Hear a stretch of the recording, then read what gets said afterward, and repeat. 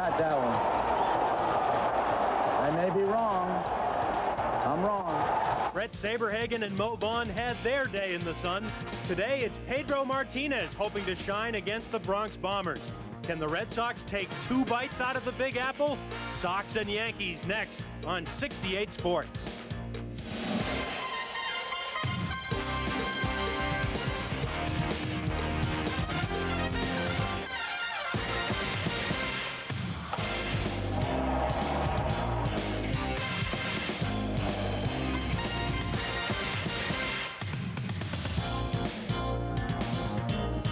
Sports presents Boston Red Sox baseball today from Yankee Stadium in New York.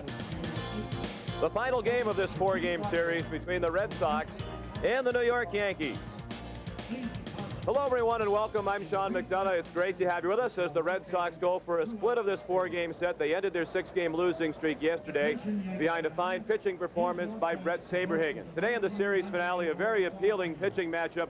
2 of the best starting pitchers in all of baseball. The Red Sox have Pedro Martinez on the mound. At age 26, he's already won a Cy Young Award last year in the National League. The Yankees counter with left-hander Andy Pettitte. He's 25 years old. 2 years ago, he finished second in the Cy Young Award balloting in the American League to Pat Henkin of Toronto.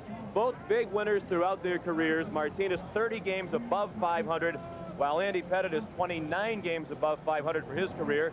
But both have something else in common, each coming off a tough outing. Martinez got roughed up by Toronto at Fenway on Monday afternoon. He gave up a career-high 12 hits in that ball game, while Andy Pettitte issued a career-high 7 walks Tuesday night in a game at Chicago. Joined, as always, by Jerry Remy. Jerry, these are 2 terrific starting pitchers. This should be great this afternoon at the stadium. 55,000 fans, 2 terrific pitchers. And, of course, Pettitte coming off a tough outing last time. Gave up the 7 walks, which is a career high for him. But he's always tough against the Red Sox. In 3 starts here at Yankee Stadium, he's only allowed 1 earned run against Boston teams. So he's ready to go. Plus, his name's been thrown around in some trade talks. Randy Johnson's name's come up. They want Pettitte. I don't think that's going to happen. On the other side, Pedro giving up 3 home runs last time out. A career-high 12 hits. You know, it's been a long 4 days waiting for this start for Pedro. And I got to tell you, he's got a lot of fans here this afternoon. The bleachers loaded with Dominicans, so it's going to be quite a war here this afternoon. Tremendous atmosphere at Yankee Stadium for the final game of this series. We'll have the first pitch for you in just a moment. But first, back to our 68 Sports studios. Here's Doug Brown. All right, Sean and Jerry, thanks so much. Looks like another beautiful day in the Bronx, and welcome once again to Red Sox baseball. Glad to have you along with us. Well, on Friday, the Yankees beat the Red Sox for the 1,000th time in the long history of this great rivalry. But yesterday afternoon, the Red Sox got on the board in this weekend series with win number 813 against the Yankees, of course, largely because of the pitching effort of Brett Saberhagen. So they'll try and get back-to-back pitching efforts today with Pedro Martinez on the mound. And today's starting pitchers are brought to you by your New England Ford dealers. Pedro Martinez trying to bounce back from that game at Fenway against the Blue Jays the other day. Sean told you about Andy Pettitte's last outing. He's not getting the run support some of the other Yankee starters are getting. The Yankees are getting 6.5 runs per ball game on average, but Pettitte has only been getting 5. Sean and Jerry have the first pitch from the stadium. More than 55,000 at Yankee Stadium in New York for the final game of this 4-game series between the Red Sox and the New York Yankees. The Yankees have just taken the field. Colors are being presented by curtain post number 927 of the American Legion from Green Island, New York. And now it's time for our national anthem. We'll sing to be sung by Max von Essen. Oh, say, can you see by the dawn's early light what so proudly we hailed at the twilight's last gleaming, whose broad stripes and bright stars through the perilous fight o'er the ramparts we watched were so gallantly streaming, and the rocket's red glare, the bombs bursting in air, gave proof through the night that our flag was still there. Oh, say, does that star-spangled banner yet wave for the land of the free and the home of the brave.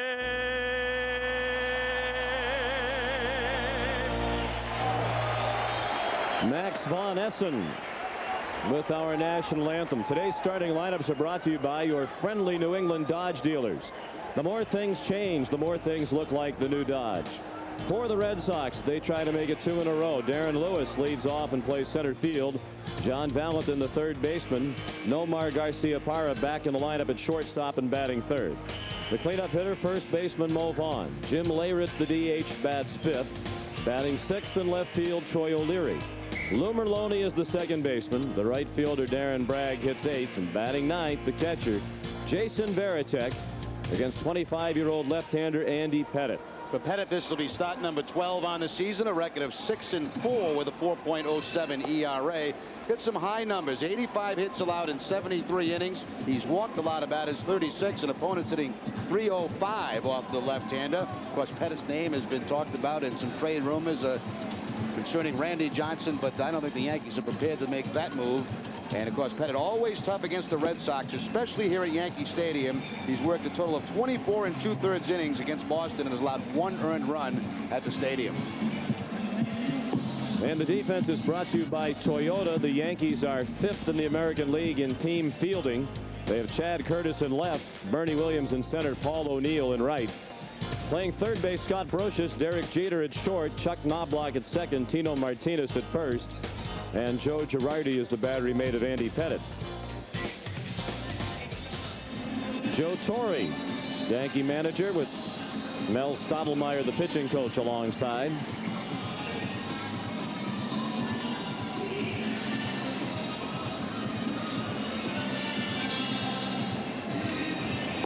Yankees still with an 8.5 game lead over the Red Sox in the American League East. Yankees in first. The Red Sox are second with a record of 30-22. New York's 37-12. Sunshine at the moment. The chance of a thunderstorm in the late afternoon or early evening here in the New York City area.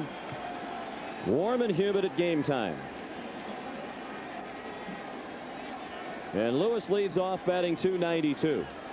2 homers and 14 runs batted in. Pettitte's first pitch is a ball high.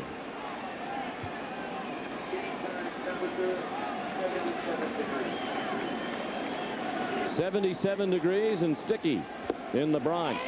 Strike on the outside corner, called by Jim Joyce.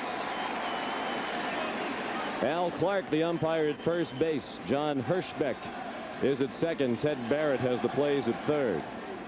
Breaking ball for strike 2, 1-2. I mentioned a rough outing last time out for Pettitte, 7 walks. Those who follow the Yankees closely say he was distracted by the fact that his wife was due to give birth to their second child at any time. And in fact, 2 nights after that outing on Tuesday, on Thursday night, Pettitte's wife Laura gave birth to their second child, a son named Jared. Now the 2-2 to Lewis. Chop foul at the plate.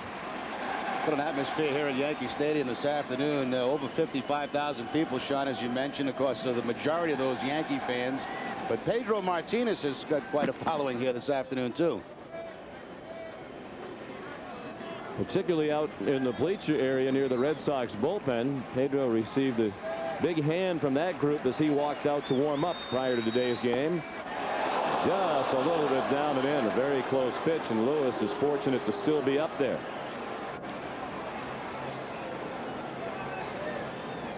Darren has been the Red Sox leadoff hitter for 17 straight games now.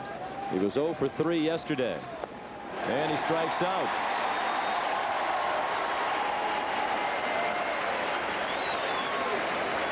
Strikeout high for Pettitte on the season is 7. He's done that a couple of times this year. This looks like the cut fastball from Andy Pettitte, working down and in on that right-handed hitter. It's the pitch he just missed with on the pitch before. Lewis figured he better swing that time. 1 out. John Valentin, the hitter. He looked at ball one outside. Valentin's batting .232. 6 homers and 21 runs batted in.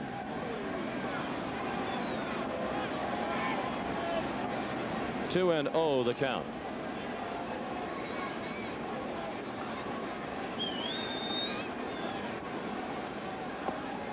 And that's ball 3. Valentin 0 for 3 yesterday, 2 for 11 in the series.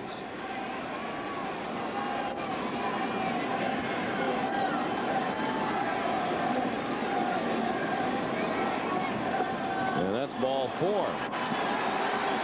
After striking out Lewis on a 3-2 pitch, Pettitte walks Valentin on 4 straight. And the Red Sox have a 1-out base runner in the first inning.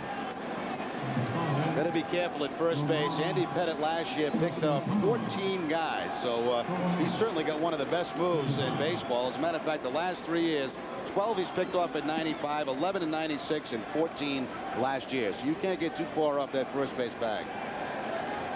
Nomar Garcia-Parra, after an off day yesterday to rest his shoulder, which was still a little bit sore, he's back in the lineup, hitting .297.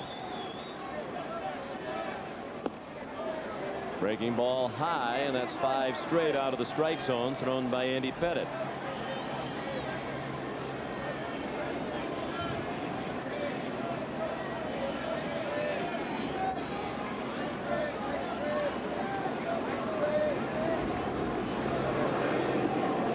We're going to throw to first to keep an eye on Valentin. John has 2 stolen bases and has been thrown out once. He and the Red Sox are well aware of the pickoff move of Andy Pettitte. Not much of a lead for Valentin.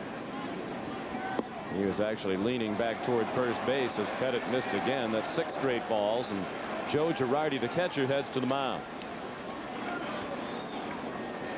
A lot of walks in the game yesterday by Arabu. And Pettitte, as you mentioned, Sean, had trouble with his control last time out, but this Yankee pitching has been very tough all season long. Both the starters and those guys working out of the bullpen.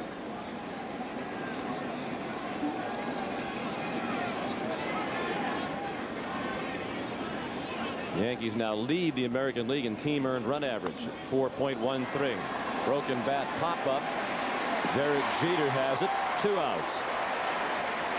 And that's what makes Pettitte tough against right-handed hitters. That cut fastball, you think it's a straight fastball. Right at the end, there's a little break to it and jams right-handed hitters. Nomar tries to pull the hands in, but can't get the good part of the bat on it. And a little pop up to Jeter. 2 outs and a runner at first. No score. Top of the first. Here's Mo Vaughn batting .308 with 15 homers and 35 runs batted in. Mo's tied with Juan Gonzalez for 5th in the American League in home runs. And he looked at a ball low.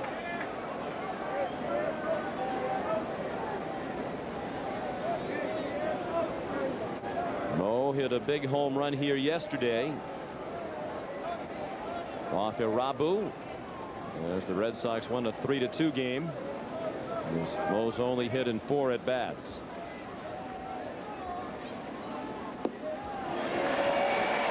On the inside corner, a strike. Jerry, that was a huge win yesterday for a Red Sox team that really needed it. And it took a veteran pitcher. Brett Saberhagen was outstanding in that game yesterday. Very similar to his starts early in the season. So maybe his slump is over. And of course, with Martinez going today, the Red Sox hope to go back-to-back with those wins. Red Sox didn't seem all that concerned about Saberhagen during the slump. They felt he was still throwing the ball well. Their faith was rewarded yesterday. He certainly never lost faith in himself. He said he was greatly motivated yesterday by the crowd heckling him as he was warming up in the bullpen, hollering at him that he was not very good, to clean it up a little bit. He might be washed up. He demonstrated that that was not the case. Well, the fans are into it early once again. They'd like to see Pettitte strike out Vaughn to end the inning.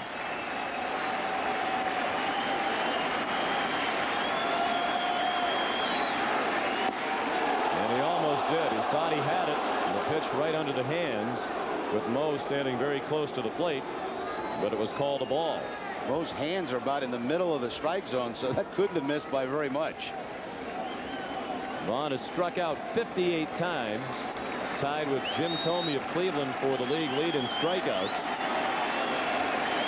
And 2 of them have struck out 10 more times than anybody else in the league. There's a great view of where Vaughn's hands are, right over the inside corner, and as the pitch comes, they actually move out over the plate a little bit. Not a bad place to be here at Yankee Stadium either. Get on top of that plate, try to hook everything, try to pull the ball to that short porch in right field.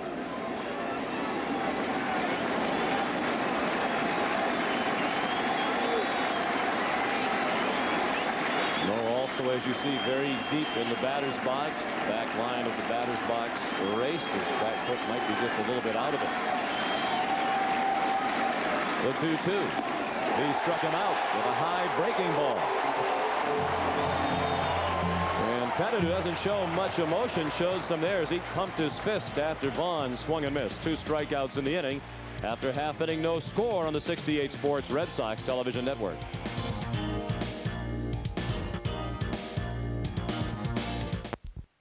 In right field, Paul O'Neill. The cleanup hitter, first baseman Tino Martinez. Bernie Williams is the center fielder. The DH, Darryl Strawberry, bats 6th. Batting 7th in left field, Chad Curtis. Scott Brocious, the third baseman, hits 8th.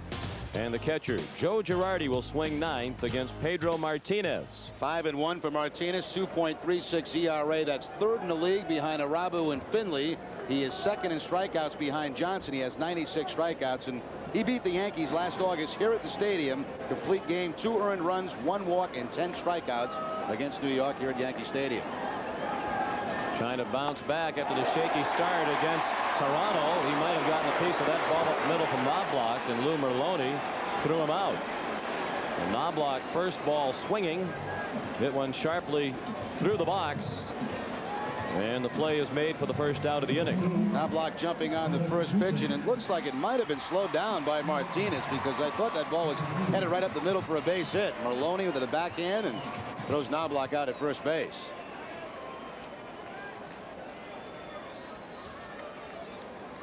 One pitch and 1 out. Here's Derek Jeter, hitting .327, 7 homers, 31 runs batted in. He's 8th in the American League in hitting. And he leads the league in runs scored with 50.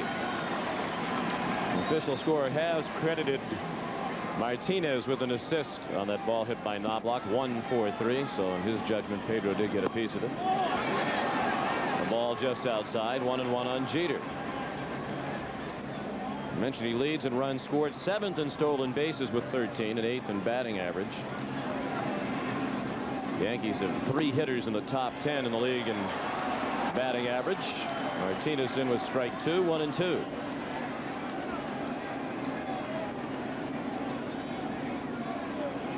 Derek Jeter's had a great month of May, batting .372. He struck him out.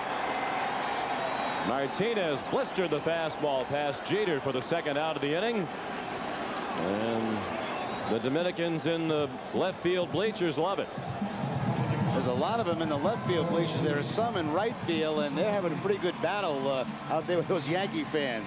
Martinez, of course, embarrassed after his last start. Those 12 hits allowed against Toronto and 3 home runs. He's been waiting for this one.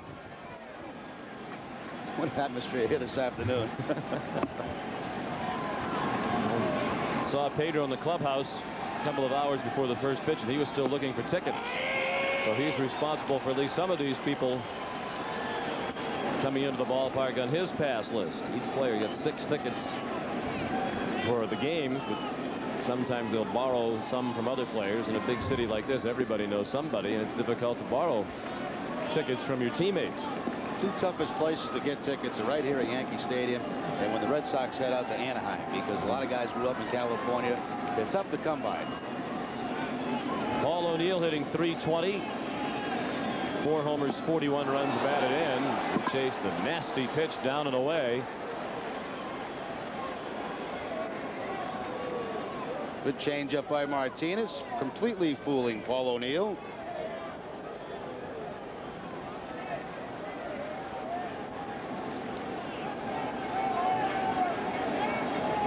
Martinez looking for a 1-2-3 first, and it skips past Pettitte.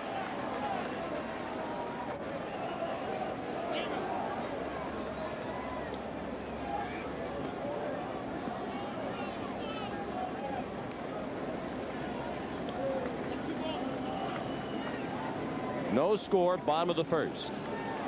O'Neill just out of the top 10 in the league in hitting, 4 for 12 in this series. He's 2 points behind the number 10 hitter in the league, Quentin McCracken of Tampa Bay. With his 42 runs batted in, O'Neill is tied for 4th in the league in ribbies, despite the fact that he's hit just the 4 home runs.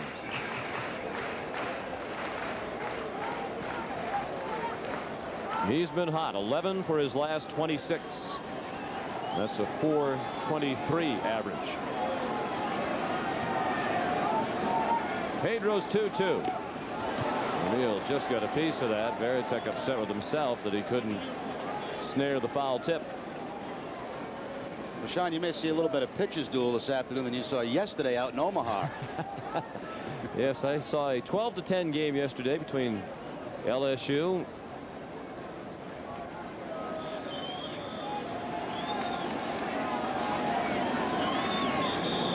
He struck him out. Paul O'Neill goes down swinging. Back-to-back strikeouts to end the first inning. A 1-2-3 inning for Martinez. After one, no score on the 68 Sports Red Sox television network.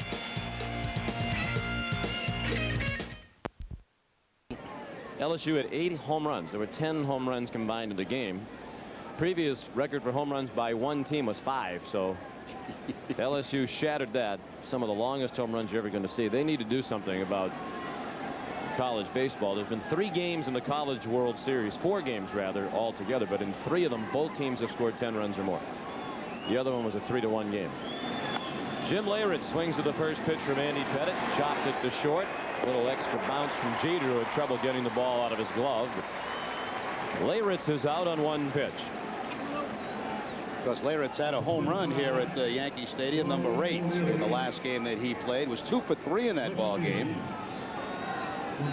Leyritz still gets a huge ovation here at the stadium because of that home run against the Atlanta Braves. They were showing on the scoreboard the other night during the rain delay, and he got a big ovation for that.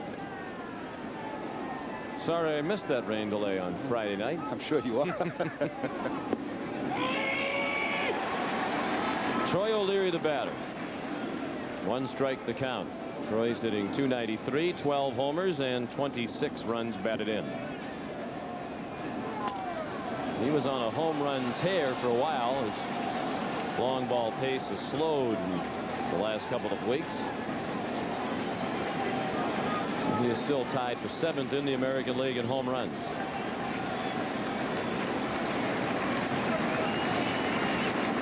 The 0-2 pitch, driven down the left field line. It slices foul. We always hate to miss a Red Sox telecast, particularly when at Yankee Stadium when the Red Sox play the Yankees. Even with the rain delay, the atmosphere is tremendous, particularly so when the 2 teams are in the thick of the battle for postseason berths, as these 2 are. Check swing, no swing, said Ted Barrett.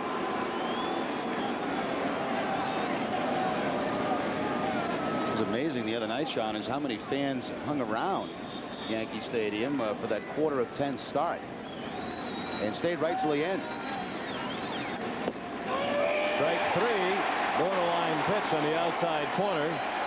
And Jim Joyce rings up Troy O'Leary. And if these pitchers are around the plate as they should be, you would expect they'd get the benefit of the close calls today. Jim Joyce took a little extra long look at that last pitch before finally calling the strike against O'Leary. See it just off the outside edge, but with the control of both these guys, the type of pitchers they are, they should get those strikes. I doubt you said that when you played. Lou Merlone looked at ball 1.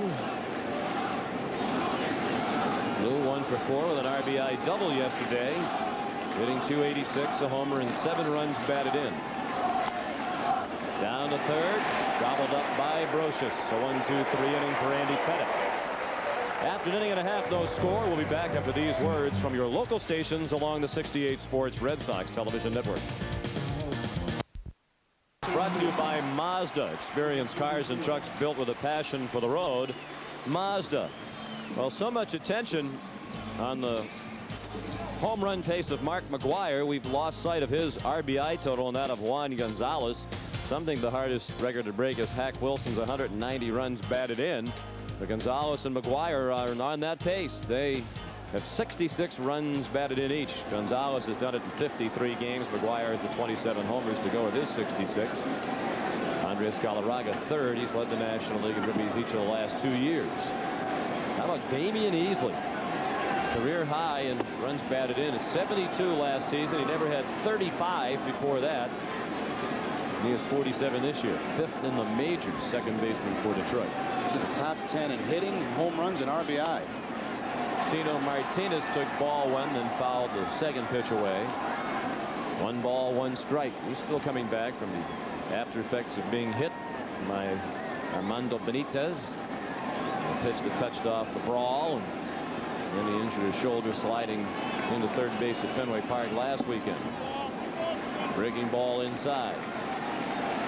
2 balls and a strike on Martinez. Still looking for his first hit in the series. Batting .314 for the year. He's out ahead of the changeup, 2-2.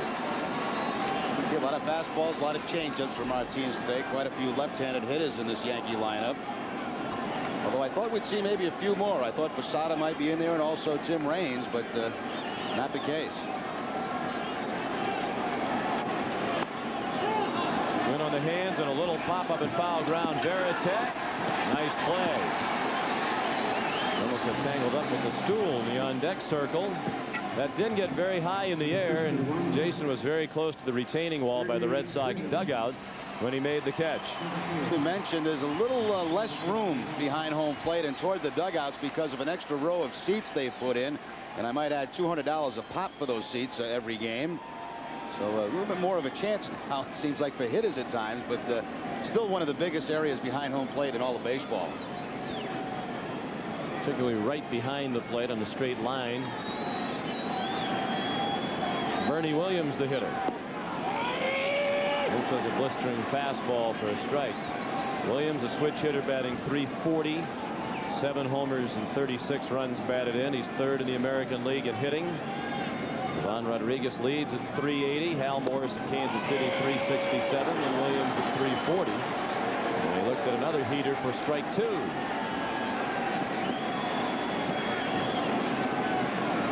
Williams has had a big series. 6 for 10, 5 singles, a double. He's also walked 3 times. He wouldn't go up the ladder and chase that one.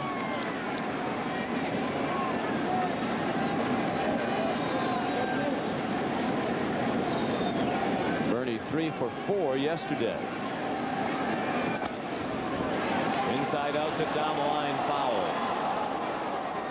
Let's pause for station identification. This is the 68 Sports Red Sox television network. You're watching Red Sox baseball on Eastern and Central Maine's local sports leader. WAPI-TV, Channel 5, Bangor.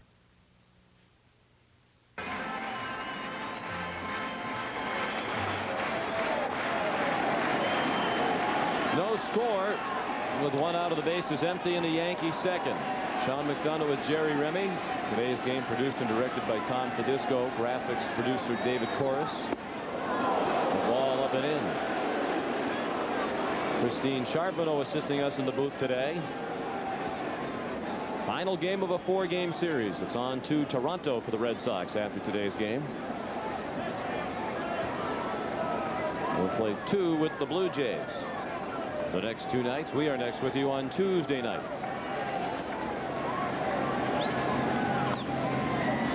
Fouled out of play to the left. Tomorrow night at Sky Dome on Nesson, there's Darryl Strawberry on deck. It'll be Tim Wakefield against Juan Guzman. An hour telecast on Tuesday night at 7 with the on deck show at 6:30. It'll be Steve Avery against Chris Carpenter.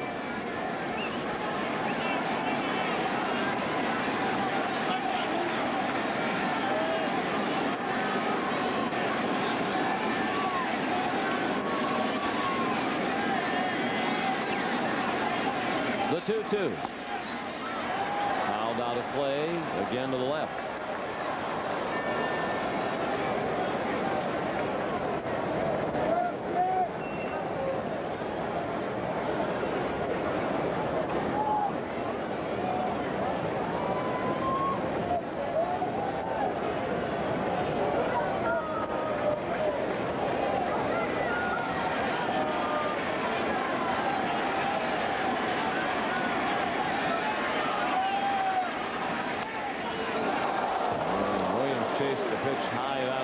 Zone, fouled it straight back. Good battle going right now between Bernie Williams and Pedro. Pedro trying to put him away there with a high fastball.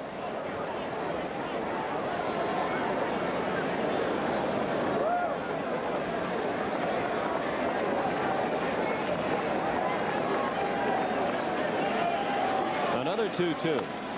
Line to left to hit. So Williams wins that battle. He's now 7 for 11 in the series. Well, the way he's swinging the bat right now, not many guys are able to get him out. He just put on a great battle, fouling off a lot of pitches. Finally, he'll get that fastball over the heart of the plate and slap it the other way for the base hit. 3 for 4 yesterday. Now that average up over 340, making a push on the second hitter in the league, Hal Morris. Still got a way to go before he catches him. And he's a threat to run at first. Has 9 stolen bases. Crowd buzzing as Darryl Strawberry stands in. The runner goes, and the throw not in time.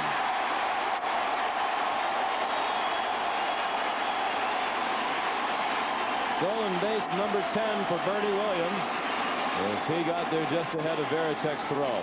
And a classic example, too, when you've got a pitcher like Pedro Martinez, Andy Pettitte working in the game, you've got to try things. You just can't sit around and go base to base. Bernie Williams picks up number 10 on the season. A good advantage that time. It was not the slide step on Martinez, had the high leg kick. So now a runner in scoring position for New York with 1 out of the second. Ball in the dirt and a good block by Varitek.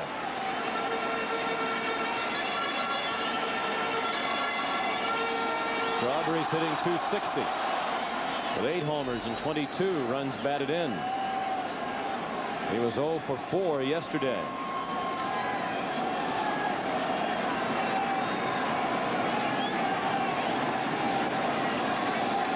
He's just 1 for 10 on this Yankee homestand. 1 ball and 2 strikes.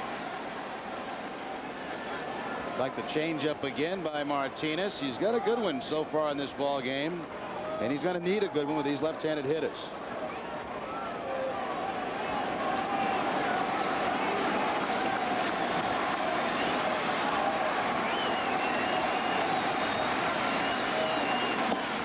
Just outside. Red Sox shifted around in the infield for Strawberry, with Garcia Parra playing almost directly behind second base. Added benefit of that for the Red Sox is that Williams cannot get much of a lead. But you see in the outfield, they're actually playing around the other way. Lewis, the center fielder, a couple of steps toward left. Popped up out of play to the left.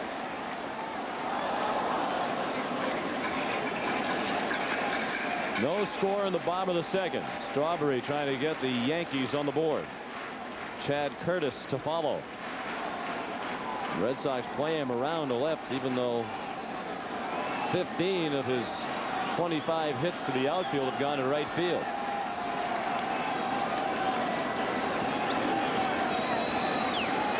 Not all of them have come against a pitcher with the velocity of Martinez. He tried to serve that to left field and fouled it into the stands. A nice catch made out there. The thinking here may be, Sean, that all the changeups he's featuring to Strawberry, just like that last swing, he may just kind of try to serve it the other way. And if he goes upstairs with the fastball, they feel Strawberry might be late on that swing. Don't want to make a mistake with something soft inside. Throw to second. And Williams is back with ease.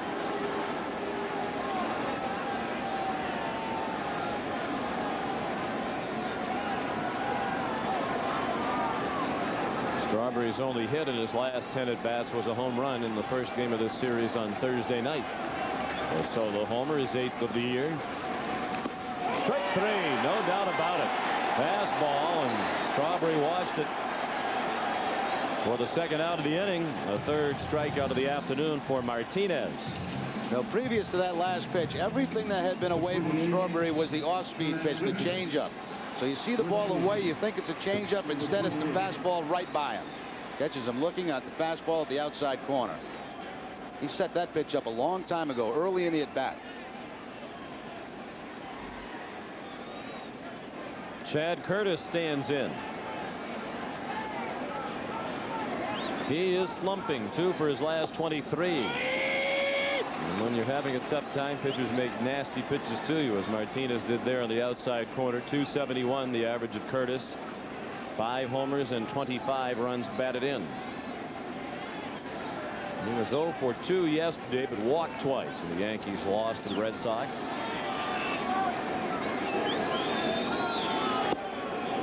No score. The Yankees are threatening in the second with Bernie Williams at second base and 2 outs. And the count now of a ball and a strike on Curtis. That pitch nowhere near where Pedro wanted it. It's like the curveball slipped out of his hand.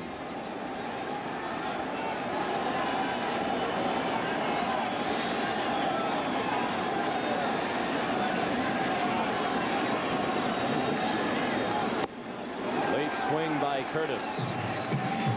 And Pettitte has something he wants to talk about with Pedro. Well, you see Nomar coming in too. Maybe they think that Bernie Williams, who's been at second base a long time, maybe has the signs, might be given location. So looks like Pettitte wants to switch that up right now. And of course, you've got to let your middle infielders know. Bernie's been out there a long time, seen a lot of pitches. So if you're an intelligent base runner, you get to know what the sequence of signs is, and you got to change it up.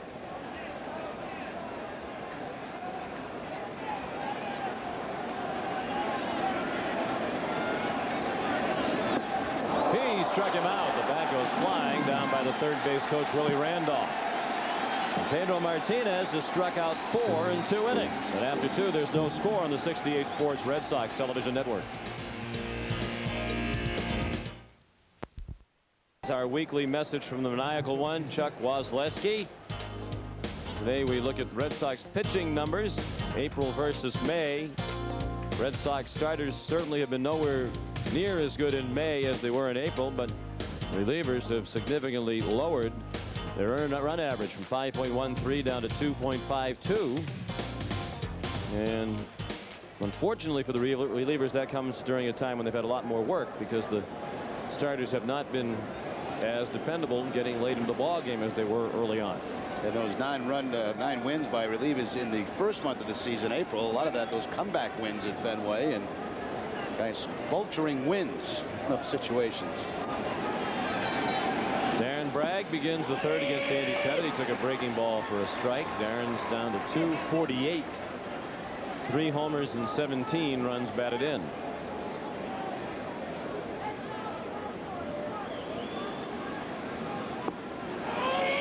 Strike 2, 0-2. Bragg, then the number 9 hitter Jason Varitek, in the top of the order Darren Lewis. Andy Pettitte is not allowed to hit through 2 innings. The Red Sox have had just 1 base runner on a 4-pitch walk to Valentin in the first.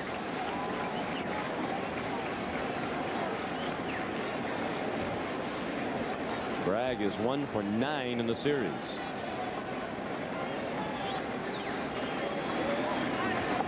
And he laid off that one. Bragg's average actually higher against left-handers. Got 30 at-bats against lefties, 267. 91 at-bats against right-handers, 242.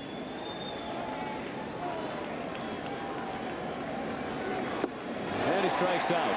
On a pitch down and in.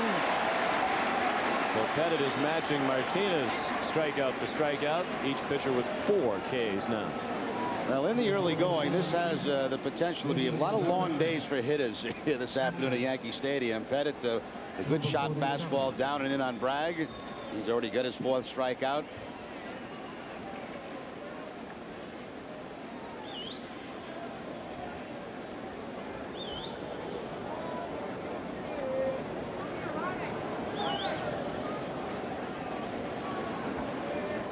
Jason Varitek takes strike one. Switch hitting catcher. Number 9 hitter today, batting .259. The homer and 9 runs batted in. He's hitting .273, right-handed.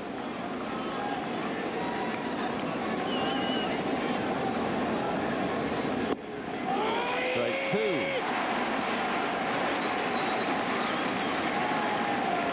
Well, you can see after the 7 walks last time out against the White Sox for Pettitte, he's really concentrating today on getting ahead of these Red Sox hitters.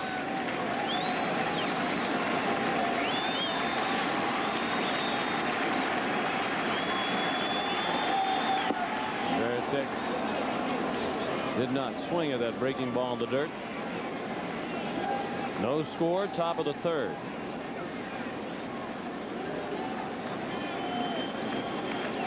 Andy Pettitte has retired 6 Red Sox hitters in a row. Broken bat looper over the head of the first baseman, Tino Martinez. Varitek around first, and he'll hold up as O'Neill got to the ball quickly. So a broken bat base hit, and each team has 1 hit now. You take them any way you can get them this afternoon against both of these pitches.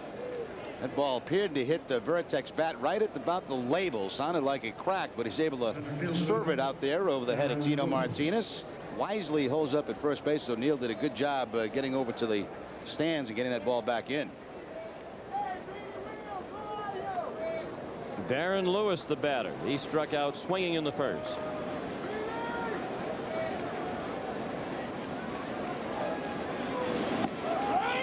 Inside corner, strike 1.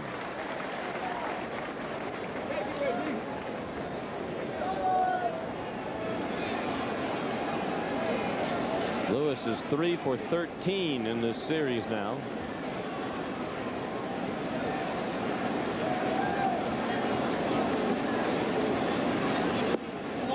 Breaking ball in the dirt, scooped out by Girardi. Well, we saw Bernie Williams off trying to steal. Let's see if Red Sox try to move a runner with maybe a hit and run.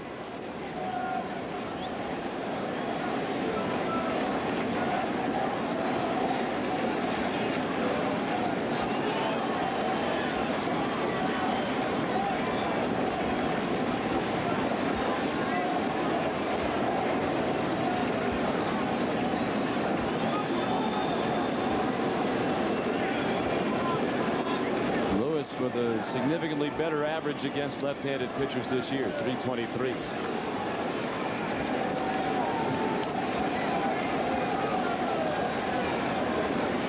Brocious will step in front of the bag at 3rd. Darren will bunt occasionally, pitch in the dirt. Another good block by Girardi. Well, now's the time to count. If you were inclined to put a play on, this might not be a bad time for Jimmy Williams. Then I hope you get contact if you do from Lewis, because if not, Varitek could be out by 20 feet. You have to stay close at first base because of the pickoff move on a hit and run. You don't get a real good jump like if you're stealing a base. And of course, Varitek not with terrific speed.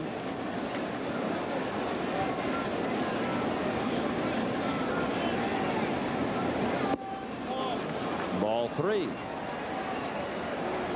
So it's 3-1 on Lewis.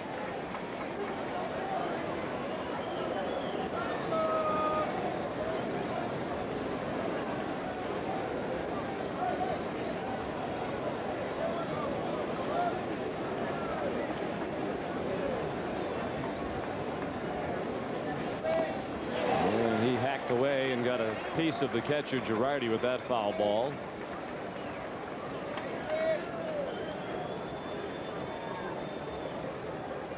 .3-1 fastball right down on the left foot, it looked like for Joe Girardi.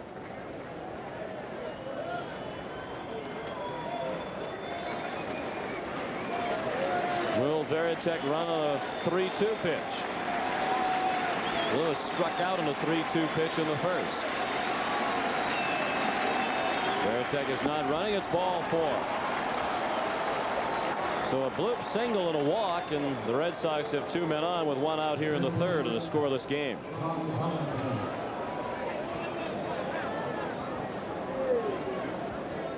Pettitte has walked 2. The other one went to John Valentin on 4 pitches in the first. Well, after having the knack for coming up with a big hit time and time again as a team in the month of April, the Red Sox have fallen way short in that regard in the month of May. Chuck Wozleski also told us that the Red Sox are hitting .206 with men in scoring position in May. So not only has the pitching struggled lately, but they have not been able to come up with the timely hit.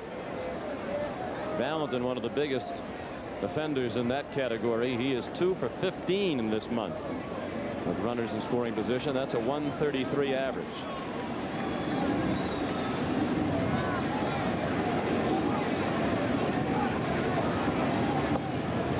Ball down and in.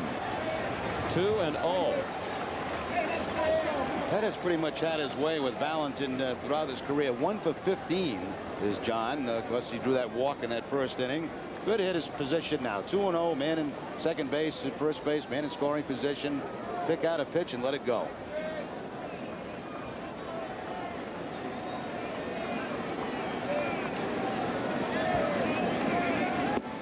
Ball 3. Pettitte, who walked 7 Chicago White Sox in his last outing, is experiencing control trouble again here in the third. Just a couple of hitters ago, I said that he was getting in front of Red Sox hitters, and all of a sudden that's gone. Maybe I'll say it again. Go right ahead. And there's the strike.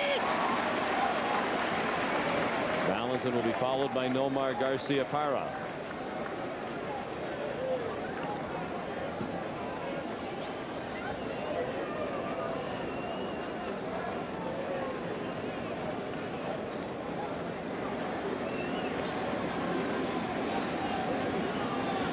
Now the 3-1 pitch. Line to left, a base hit. Pettitte will be held at third as Curtis gets it back in. Valentin got a hitter's count and lined a base hit. Red Sox second hit of the ball game, and they have loaded the bases for Garciaparra. Well, no matter how good a pitcher you are, it's awful tough to work when you're behind 2-0, 3-1. And on the 3-1 count, Valentin being aggressive with the line drive to left field. Good charge put on by Curtis. He does an excellent job charging the ball in the outfield, and Wendell Kim had to hold Pettitte at third base. Not an RBI with a man in scoring position, but he does get the hit.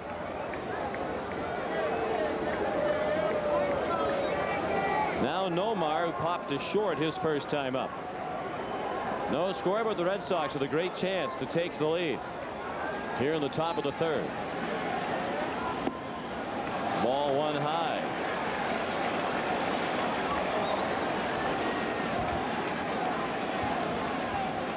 Pettitte joined the mound by his battery mate Joe Girardi and by the pitching coach Mel Stottlemyre.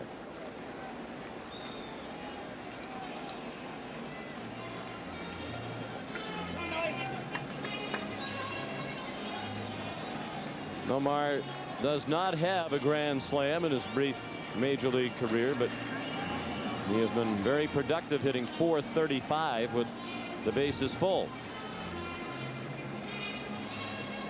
And he swung the bat surprisingly well as it's coming off the Sabre list. There's a couple of hits, could actually have a few more with any kind of luck at all. He's hit a number of line drives.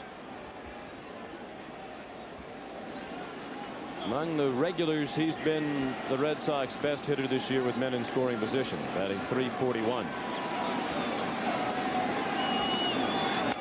A bullet down the left field line. That will score at least 2.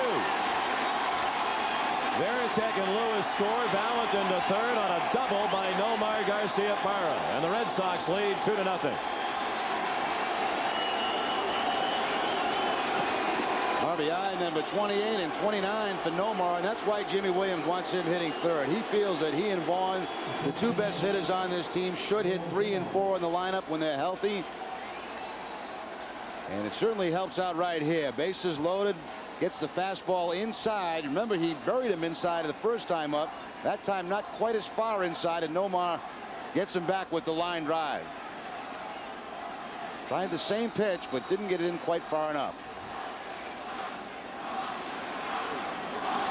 Now Mo Vaughn, the batter. Ground ball scores another run. Fastball inside, and Mo backing off the plate. And this is one of those at-bats when Mo really has to put the ball in play. He struck out for his league-leading 59th time in the first inning. The infield is back all the way around. The third baseman, Brocious, a couple of steps behind the bag. Everybody else very deep. Bounced foul. Far end of the Yankee dugout. Yankees are giving the Red Sox another run with that infield back. The only place that Valentin probably would not be able to go is a ball back to the pitcher, or maybe to third base and Brocious, and certainly can't go on the strikeout. So you're right, Sean. You make contact here, pretty good chance you get another run. And Mo has hit 115 in the month of May with men in scoring position. Yeah, a little change now. Yankees pull the infield in with the count going 1-1.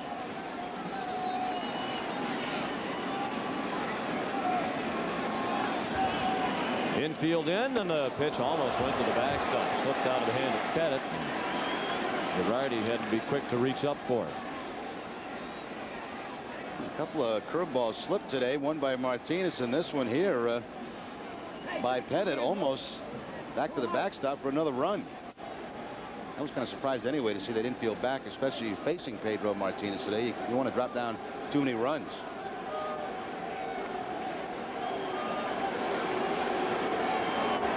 Chance for a big inning. Vaughn hits it on the ground to second. They're off at contact. Valentin safe at the plate, and Girardi dropped the ball as he thought about a throw to first. Valentin off with the crack of the bat. He scored ahead of the throw from Knobloch. It looked like they had a play at first, and then Girardi had the ball come squirting out of his hands, and the Red Sox lead 3-0. Knobloch had no chance to get Valentin, and the reason for that is because of the left-handed hitter hitting. Brocious was pulled way over towards shortstop, so Valentin could get himself a huge lead at third base. And they really had no chance at all of getting Valentin. There's the head first slide. Girardi can't hold on to the ball to get at least one out. And see how far down the line Valentin is? That's because nobody's close to him. The third baseman is way over towards shortstop. It's a fielder's choice and a run batted in for Mo Vaughn. First and third now with one out. 3-0 Red Sox. In the third, and the batter is Jim Leyritz, who looked at a ball high.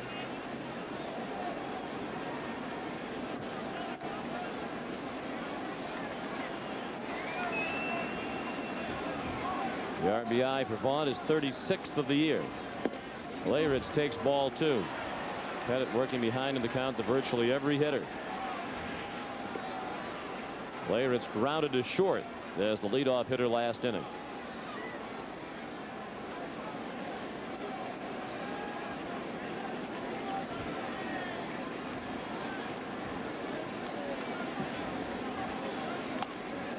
And he pops it foul. Straight back. 2-1.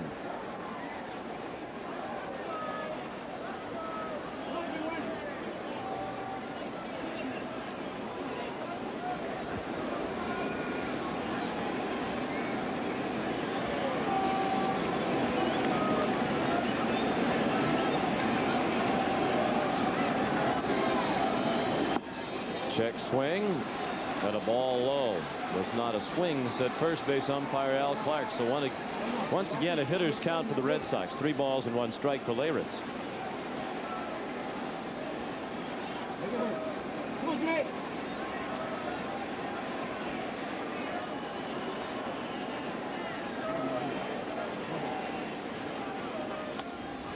And then he fouls one to the backstop. So now it's 3-2 with 1 out. We'll see if Jimmy Williams has Mo Vaughn running from first. Well, if he does, and there's a strikeout, you got to stop between first and second and give Nomar a chance to score on the double steal. You can't be tagged out at second base if it's a strike him out, potential throw him out situation. 3-0 Red Sox. Still just 1 out here in the top of the third. Payoff pitch. Vaughn is not going. Broken bat down to third. Brocious thought about the plate, then goes to second, and a run scores. Looked like if he had just tried to go 5-4-3, they might have had a chance to get out of the inning with a double play, but he was all confused down there at third base. And the Red Sox lead 4-0 as Garcia Parra scored and Leyritz reached on a fielder's choice. The reason Brocious was confused, he had no catch to throw the ball to. Girardi was heading up to back up the play at first base. He thought he was going to go for 2. Now watch him take a peek home. There's no catcher home. Now I've got to go for the deuce, and it's too late. Strange play. Girardi was heading up that first base line to back up the throw from the second baseman, and Brocious wanted to come home. I think Girardi assumed, and perhaps correctly, that Brocious just went for the double play. They were out of the inning. The one hopper down to third. So give Leyritz an RBI on the fielder's choice. The 19th run batted into the year for Leyritz. 4-0 Boston. Leyritz at first with 2 outs for the 8th batter of the inning, Troy O'Leary, was called out on strikes last inning. And he's ahead in the count. 2 balls and no strikes. Pettitte wanted that pitch. Pettitte has thrown 33 pitches in this inning, 59 already for the ball game, with 2 outs in the 3rd. Line to left, off the end of the bat, a base hit. Leyritz to second. That's Jim carrying his pillow with him along the base path. There he's got a suitcase along for the ride between first and second. John, once again, one of those hitters count, a 2-0 count. It certainly helps O'Leary, the left-hander, working against a left-hander. He knows he's going to get fastball. It's a little bit high in the zone, but when you know you're going to get a certain pitch, you become a better hitter. Drops it in front of Chad Curtis. Long inning here for the Red Sox. And Lou Merlone is the 9th batter of the inning. He'd like to extend it with a hit. He takes a strike. Merlone ended last inning with a ground ball to Scott Brocious at third. The Red Sox lead 4-0. They haven't done a great job of supporting Pedro Martinez this season offensively, but they've given him 4 today. Pettitte clearly is not as sharp as he usually is. Everything up now. Fastballs up, breaking ball up, falling behind hitters. And this happened in a hurry because he was very sharp in the first 2 innings. And there's Leyritz with luggage. Strike 2, 1-2. He needs one of those packs, you know, you put around. Yes, little pouch. Yeah. I mean, give that to somebody. He's carrying the glove. He's got the pad. Wallet, car keys.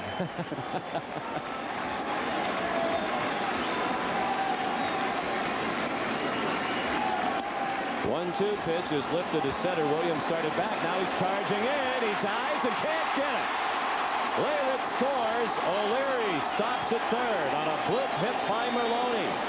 A ball that fooled Williams off the bat. He took a step or 2 back, and that cost him, and the Red Sox lead 5-0.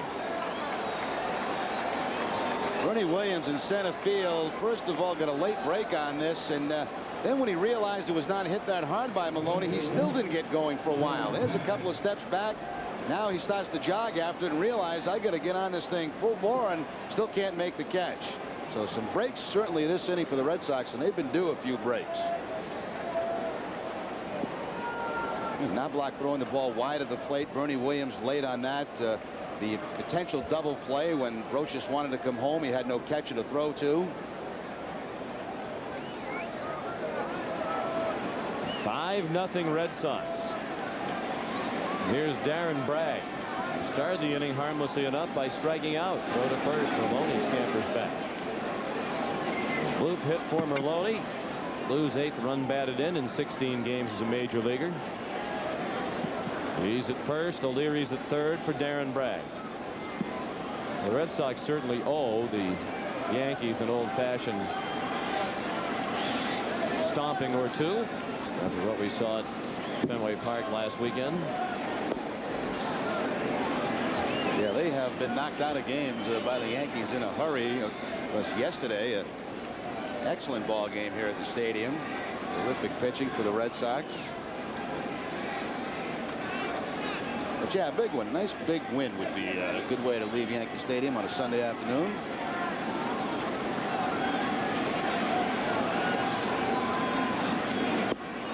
Good pitch by Pettitte. One of the few times in this inning he started to hit her with a strike. Of course, the Red Sox could use a little momentum booster as they head for Toronto.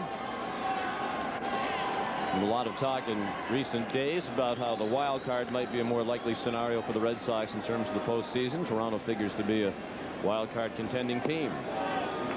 Hey, be ready now. Get it up, ready. 1-1 the count. Darren Holmes, a right-hander, started throwing in the New York bullpen. Pettitte facing the 10th batter of the top of the third.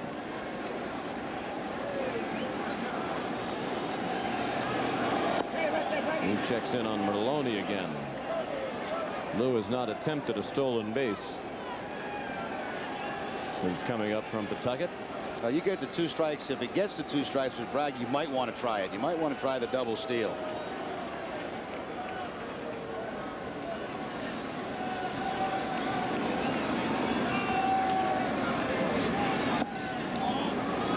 Pitch boxed around a bit by Girardi.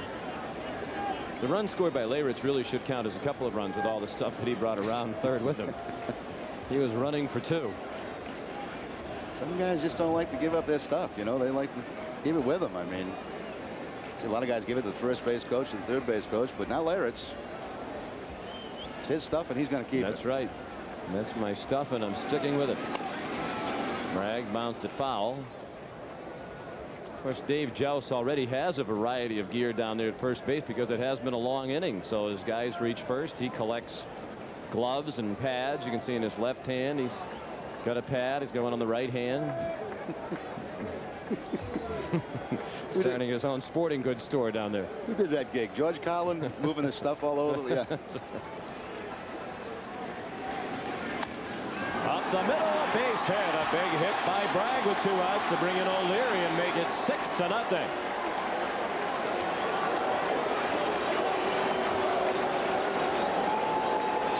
And he gets a couple of strikes on Bragg, can't put him away. He threw the breaking ball and was not a sharp breaker, just kind of a rolling breaking ball, and Bragg takes advantage of that with the base hit up the middle.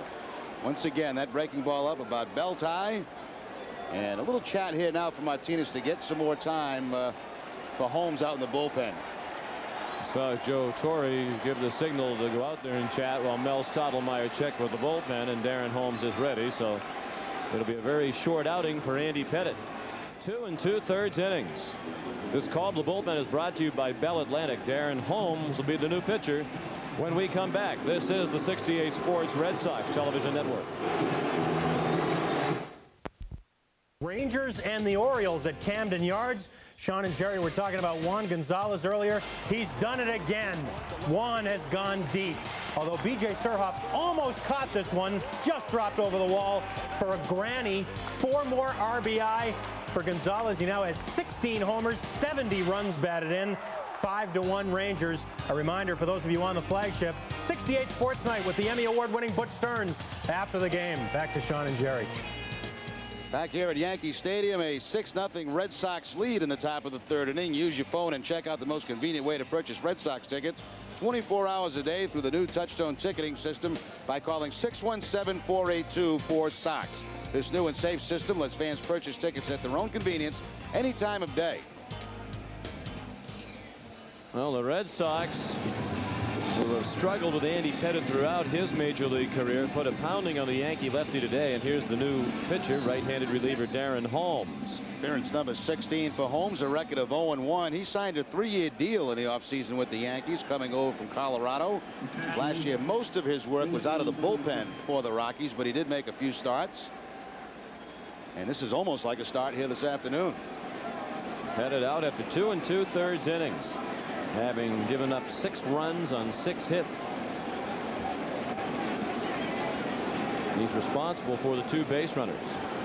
Maloney at second, Bragg at first. Jason Varitek started this rally with 1 out with a bloop single over the head of the first baseman Tino Martinez. Holmes' first pitch, a borderline strike. Pettitte batting for the second time in the inning. Has a hit while batting right-handed. He'd like to collect one hitting from the left side. He's a .231 hitter left-handed this year.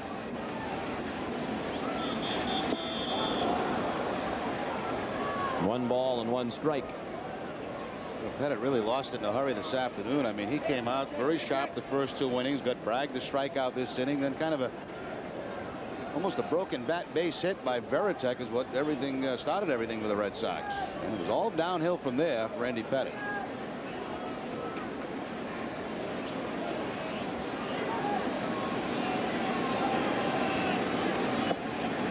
In the dirt from Holmes. Holmes, 32 years old, from Fletcher, North Carolina. Started his career in the Dodger organization, went on to the Brewers, Colorado, now the Yankees. At one time he was the closer out of the bullpen for Colorado. Pettitte rips one to right. That ball's in for a hit. It'll go past O'Neill to the wall. Berloni has scored. Bragg's being waved around. Knobloch with the relay. It is cut off.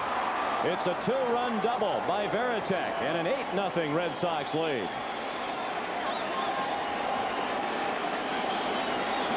Well, Sean, you mentioned they've had a tough time scoring runs for Pedro Martinez. Well, he's got a few now. Boy, this ball a rocket by Pettitte. It was quickly by O'Neill on the line, and once it got by him, that means 2 more runs. 8-run inning now for the Red Sox. That fastball's away from Pettitte. He still hooks the ball on the line and gets it past O'Neill for the double and 2 more RBI. His 10th and 11th of the season. 2 hits in the inning for Pettitte, a single and a double, one from each side of the plate. He has scored a run and driven in 2 in this inning. And Darren Lewis takes a breaking ball for ball 1. He walked and scored earlier in this inning. He struck out back in the first. That, by the way, the best pitch for Holmes, that curveball. So 8 runs charged to Pettitte, and now Holmes responsible for the runner Pettitte at second. The Red Sox did not have a hit in the first 2 innings against Pettitte. And after he struck out Bragg to begin this inning, he had retired 6 in a row. And there's a good pitch on the corner, 2-1.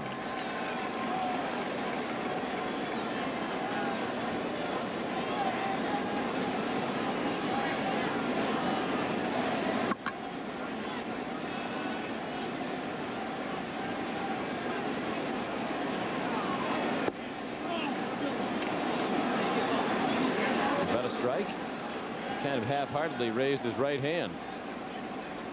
Should have been if it was, I don't know what it was called by Joyce. Scoreboard has it as a ball.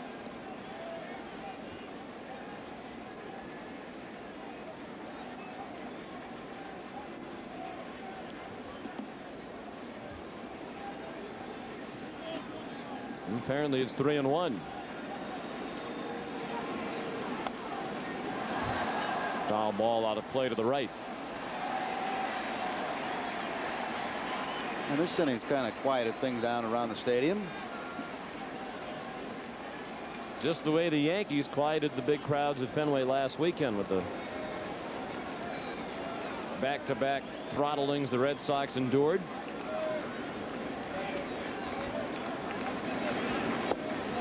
And that's ball 4. Holmes went to a breaking ball on the 3-2 pitch. Lewis has walked twice in the inning. Here comes the 13th batter of the inning, John Valentin.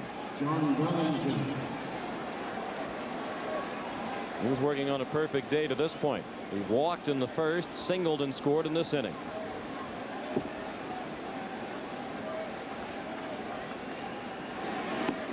Fastball high. Well, the Red Sox have been up forever. When you think about Pettitte's bloop hit over the head of Martinez, that seemed like it was about an hour ago.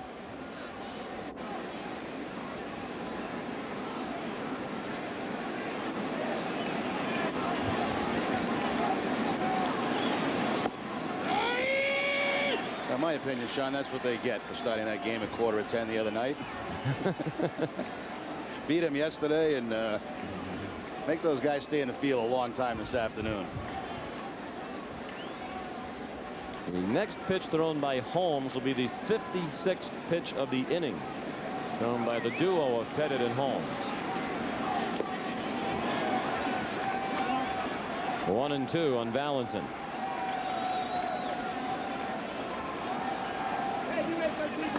Eight runs, 7 hits for the Red Sox. No runs, 1 hit for the Yankees. I wonder if Pedro Martinez feels like going back out to the bullpen to warm up again. Well, it has been a long time since he made his last pitch. He'll get a few extra tosses between innings. Usually get 8. You're supposed to get 8, but after an inning like this, they'll let him throw probably as many as he wants.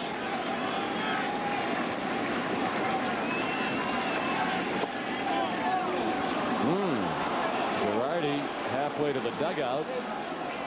That's twice recently here where Jim Joyce has sort of come up about a quarter of the way with the arm and stopped. I don't know if there's a history between Joyce and Holmes, but he's given him nothing at all.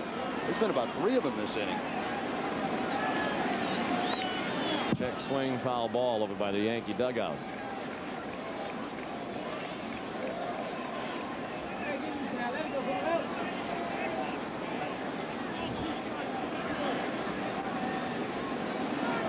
Red Sox, we are told, have been up for 29 minutes.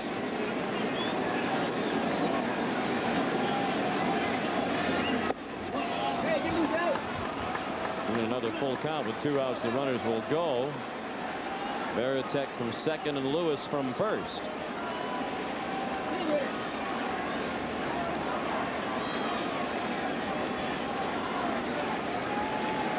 Runners go, and Valentin took ball 4 high.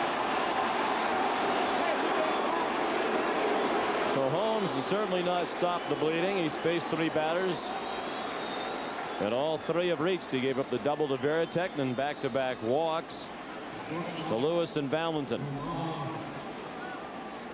For the 2nd time this inning, Nomar Garciaparra bats with the bases loaded.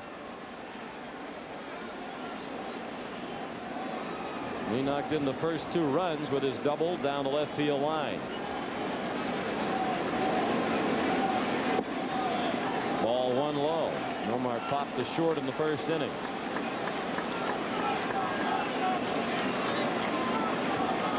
Well, this would be a great time for him to come up with his first career grand slam, make it a 12-run inning.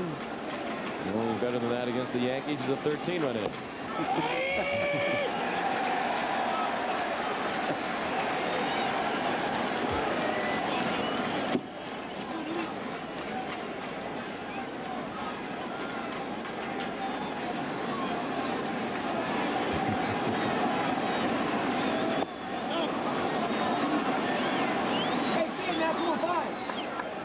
Of our 68 Sports crew tells us we're 10 hours away now from the curfew and gaining on it rapidly.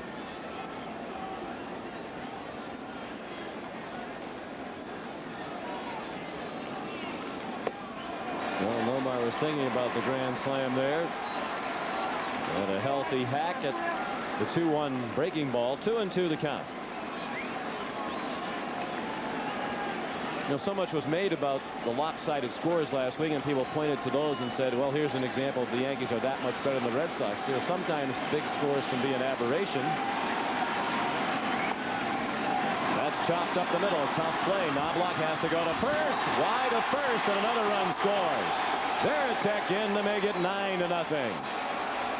2nd hit of the inning for Garciaparra. He has 3 runs batted in the inning. Well, if the Red Sox win this ball game today, Sean, you split here in New York, and of course the Yankees winning 2 out of 3 there. So the Red Sox only 1 down from a team that, you know, is to this point been the best team in baseball. So, and you're right about the big scores. I mean, you get into situations like this. You're talking about guys pitching in a game right now that you know, is probably the 25th guy on your ball club. So they are at times misleading.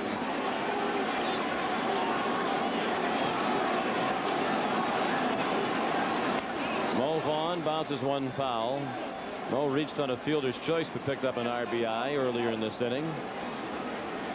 Well, that's right. I mean, if we're going to draw far-reaching conclusions based on the scores of those 2 Yankee wins last week, and then what conclusion do we draw here today? In a week, all of a sudden the Red Sox have become a dominant team, and the Yankees have no chance to eventually catch back up to them after the Red Sox go zooming past them in the standings. Up and in. Bases loaded for Mo. 9 runs in here in the third.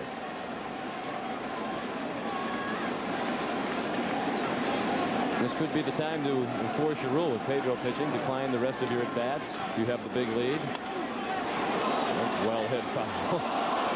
Through the 5-hole to first base coach Dave Joust. How much equipment has Joust got now? Has he been able to get rid of some of that stuff? I think he has shed some of it. He still has the pad on the right hand. That might have explained why he was a little slow to get out of the way of that one, though. He's probably worn out from lugging all that extra equipment. See, there his back's hurting him a little bit. Actually, those guys have to go back and get their stuff because they hit again. That's right. That's probably why he has gotten rid of 1 or 2 of the pads. Dave needs to get a better read on those foul balls, though. That last one, he actually went running right toward it. And then had to skip out of the way as it went through his legs. 9-0 Red Sox in the third. Vaughn sends one off the glove of Martinez into right field. Lewis has crossed the plate. Here comes Valentin. It's 11-0 Red Sox. 3 runs batted in the inning for Vaughn.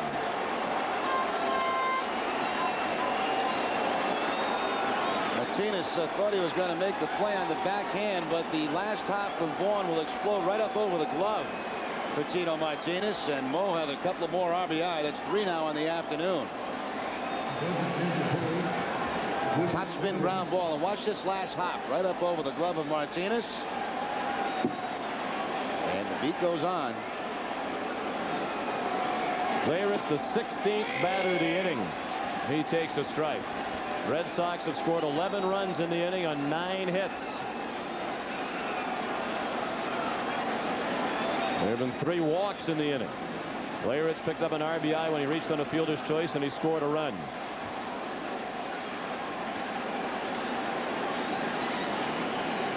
So every Red Sox player in the lineup, with the exception of Vaughn, has scored a run in this inning.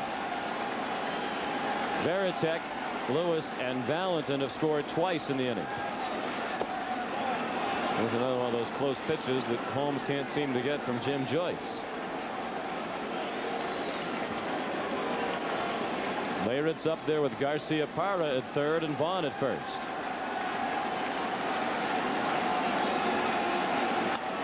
Leyritz pulls one foul. Bidding to make it a 14-run inning. Check out the 11 under the 3 for the third inning on the scoreboard. Doesn't look right, does it? No.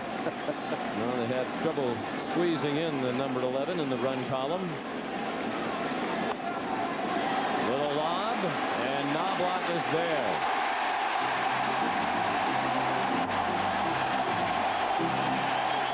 A 75-pitch inning for Pettitte and Holmes. 42 minutes the Red Sox were at the plate. They sent 16 men to the plate. They scored 11 runs on 9 hits and left 2. To the bottom of the third, 11-0 Boston on the 68 Sports Red Sox television network.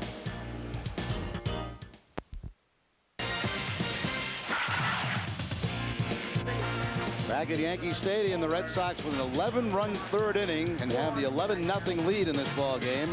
This August 11th is Wally the Beanbag Buddy Day at Fenway Park. The first 15,000 fans, 15 and under, receive a Wally the Beanbag Buddy, compliments of Fenway Franks. To order your tickets, call 617-482-4SOX.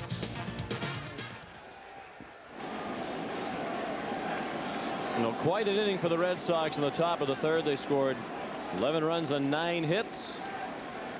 Pedro Martinez has an 11-run lead with which to work.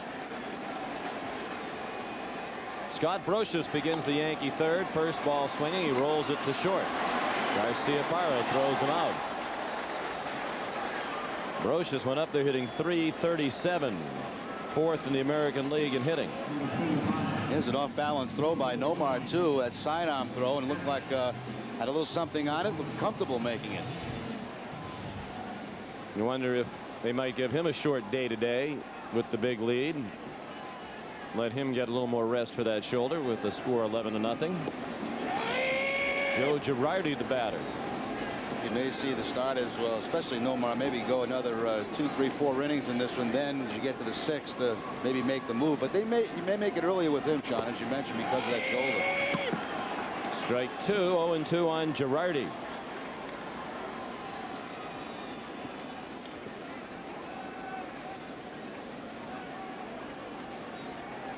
Joe is hitting .244. 9 runs batted in.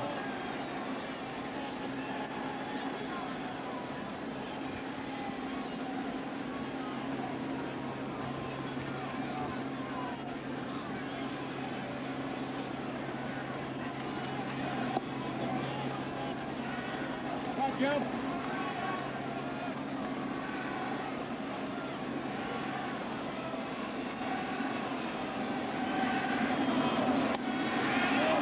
To center field, and Darren Lewis is there. 2 outs. It's pause for station identification. This is the 68 Sports Red Sox television network. You're watching Red Sox baseball on Eastern and Central Maine's local sports leader, WABI-TV, Channel 5, Bangor.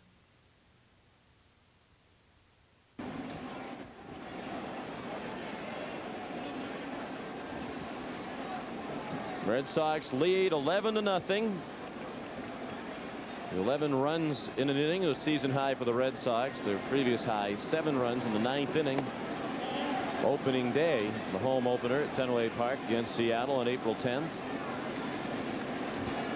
Chuck Knobloch rounded to second his first time up. He took ball 1 in this at bat from Pedro Martinez. Now 1-1. It's also the shortest outing for Andy Pettitte, 2 2/3 innings, since he also went 2 2/3 against Texas July 30th of 1996. That does not include when he had to leave a ball game after getting hit in the face with a line drive, nor does it include a scheduled 2-inning start late last year as they were just tuning him up for the postseason. It's the shortest outing for him since the end of July 1996, when he's been knocked out due to his ineffectiveness. And Knobloch had to spin out of the way of that inside fastball. Now, Pedro's got to go after this now like it's a 0-0 ball game. He's coming off a tough start the last time out, wants to get back on the right track. It's nice to have those runs, but he has to make believe it's 0-0.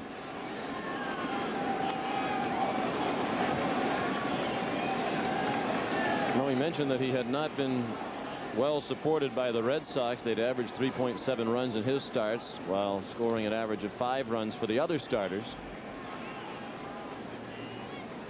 That'll change dramatically today. Knobloch popped it up behind the plate. And out of play. 3-2 is the count.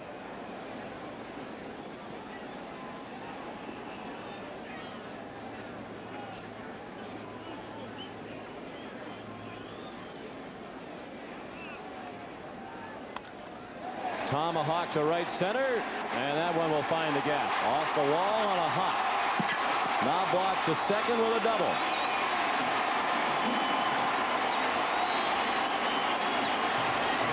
Well, he's played some great baseball. As a matter of fact, the best offense he featured all season has been against the Red Sox.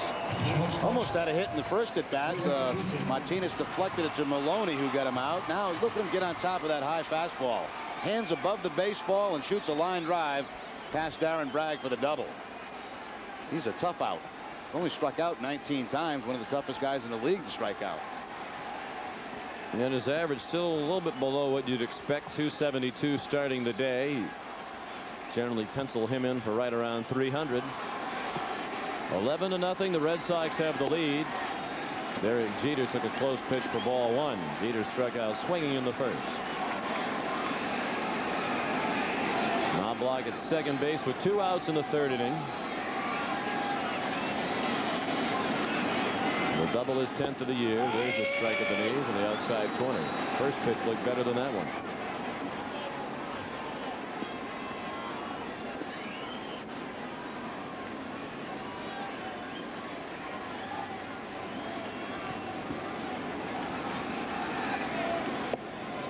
And Jeter is straightened up. Well, he's keeping the tabloids busy these days with his romance with the singer Mariah Carey. I keep looking down in the family section. I want to see if she's at the ball game, but I have not seen it yet.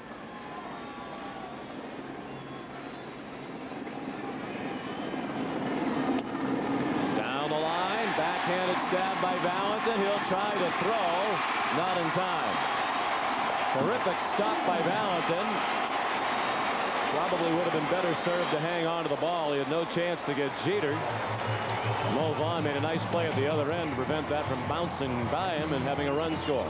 Here's what you see more often from first baseman. When there's no chance at all to get an out, you got to come off that bag and block the ball, and this time it'll save a run. That's a great play by Valentin on the dive. It really had no chance to throw out Jeter. There's Mo coming off the bag and blocks the ball, saves a run as Knobloch has to stay at third base.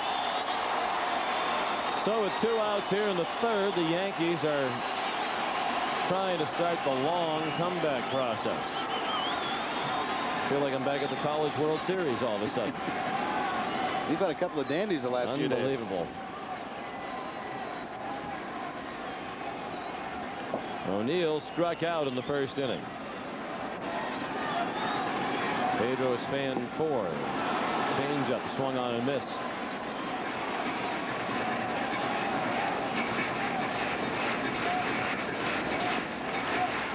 O'Neill's been battling laryngitis in recent days. That played a part in his collision with Chuck Knobloch in yesterday's ball game.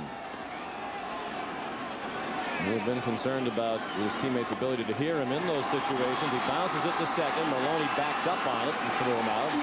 And the Yankees strand 2. After 3.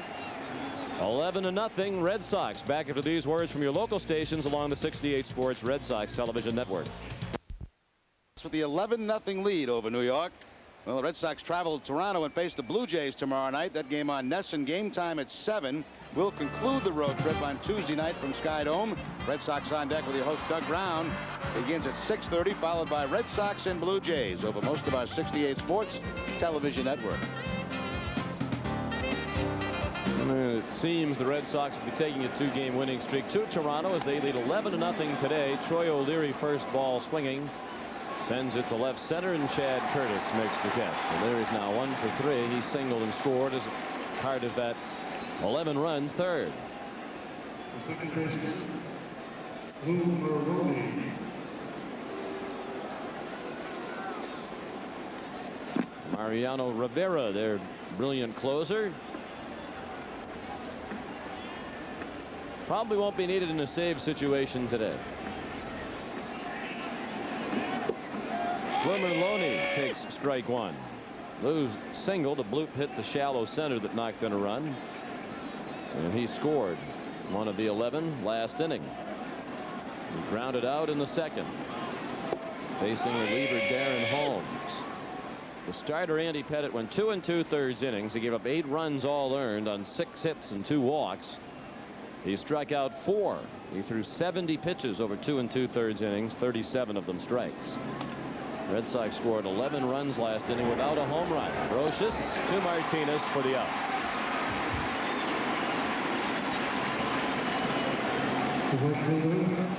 I was looking at Maloney's numbers. He doesn't have very many at bats at all, but he's already got 8 RBI. So he's making those base hits count. Big one in the game yesterday.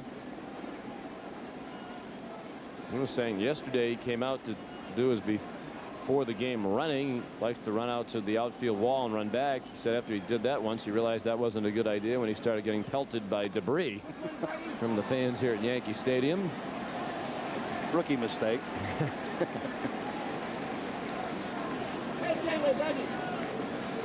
He was probably humming "I Love New York" all the way back to the dugout.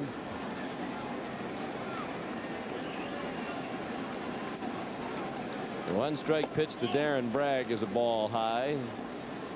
Darren singled to center, drove in a run last inning, scored one of the 11. He batted twice last inning. He started the inning by striking out. Looping breaking ball, 2 balls and 1 strike.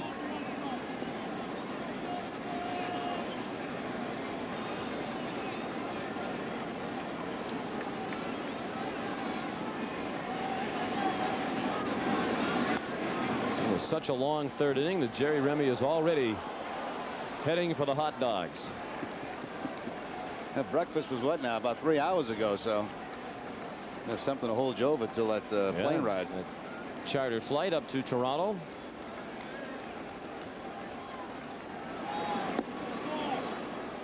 Breaking ball low, 3-2. Hope our pigeons don't return to the booth before I had a chance to eat this hot dog. There you go. You're already on what, your fourth beverage of the day. There you got them all lined up. Left side, tough play, and Jeter could not make it. Bragg has his second hit. How would you rate the Yankee Stadium hot dog as compared to others in Major League Baseball? Well, I don't get them in every place, Sean. I have not had a hot dog in every ballpark in the big leagues, but the Yankee dogs are good. I like them. Second one of the series for me. Had one during the rain delay the other night. Had to do that. There's a Yankee dog right here. Mustard and relish. It's not a huge dog, but enough to tie you over.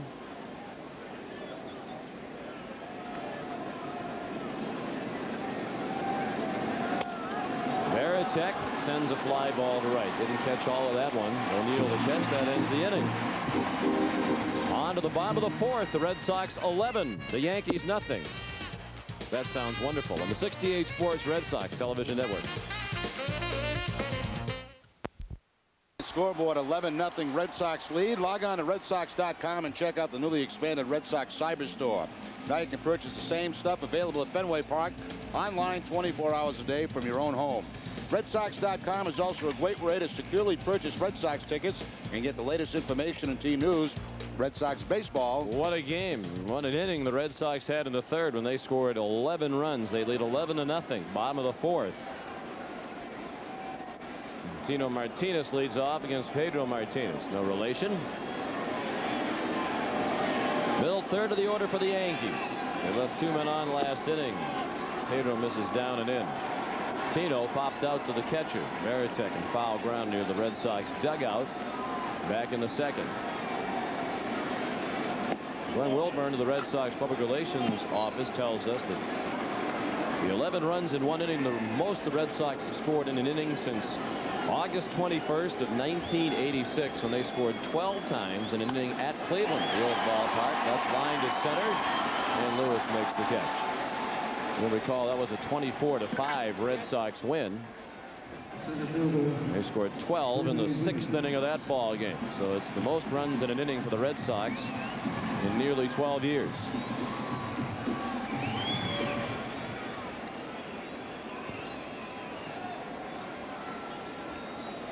Bernie Williams singled to left field, stole second, and was stranded in the second.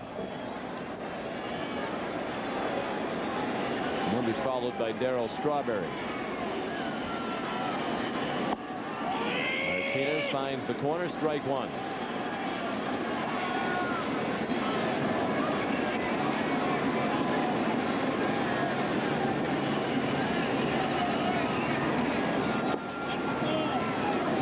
Not only have the Yankees been sizzling all season long, but the New York Mets are now earning their share of the accolades here in New York, as they've won 8 in a row. They've been on fire ever since Mike Piazza joined them. Of course, they'll be at Fenway next weekend, right? Yes, they will. Mets with that 8-game winning streak, now 10 above 500. And within 6 of the Atlanta Braves, who have the best record in the National League. At the very least, the Mets very much a wild card possibility.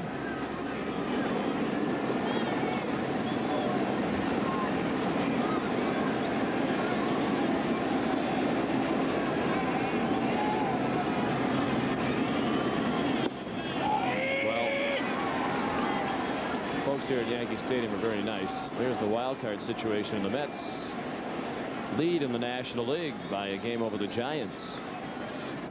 2 over the Cubs. Kerry Wood, another brilliant performance yesterday. There's a base hit for Williams. Second time he has singled to left. He has 2 over the 4 hits surrendered by Pedro Martinez. Red Sox still can't get Bernie Williams out, even in an 11-0 ball game. 2 for 2 this afternoon, as he'll take this fastball the other way. Right between Valentin and Garcia Parra for the base hit.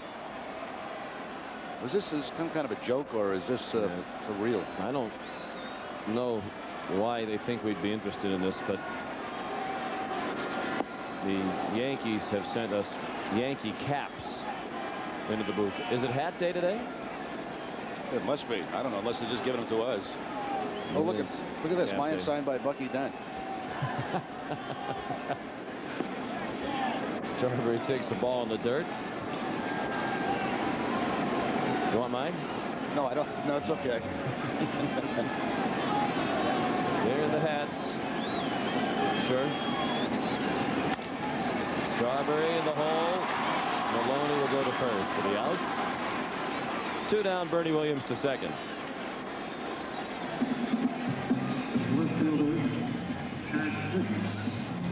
Although it might be a good thing to carry with us on the way out of here in the interest of personal safety. Yeah, we could wear it to as far as the team bus and then maybe give it away once we get on the bus. Slip it into the crowd. Chad Curtis, the hitter.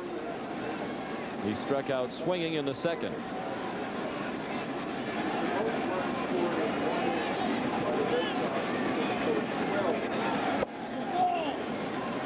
Ball 1 just missed.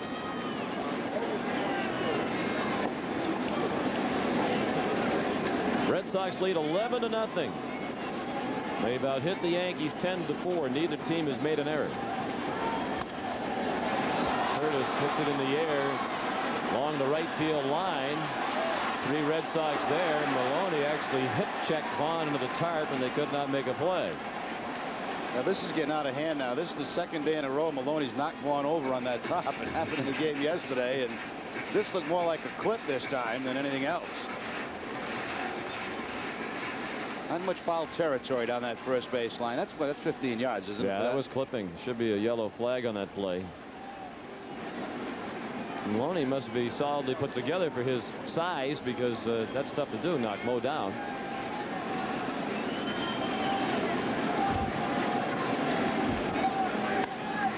Line drive, base hit. They're going to send Williams around, and now the late stop sign thrown up by Willie Randolph as the throw is cut off. Down by 11. No need to take a chance on a well-hit ball to left field. Randolph wisely stopped Williams. Curtis has a hit. For the second time in as many innings, the Yankees have 2 base runners with 2 outs. Well, we talked about collisions, and Paul O'Neill had laryngitis yesterday, and Knobloch didn't hear him, and Knobloch got hit hard. There have been a lot of collisions over by that tarp. Scott Brocious breaking ball for a strike. Brocious grounded to short last inning.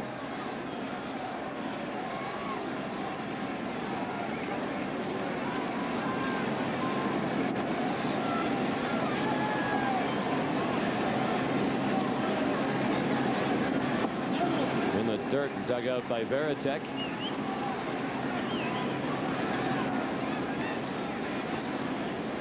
We mentioned the success of the Mets already here in New York, though they're wondering what's going to happen when Todd Hundley comes back. Who's going to catch? Where will Hundley or Piazza play? What happens to other players if Hundley or Piazza takes their position?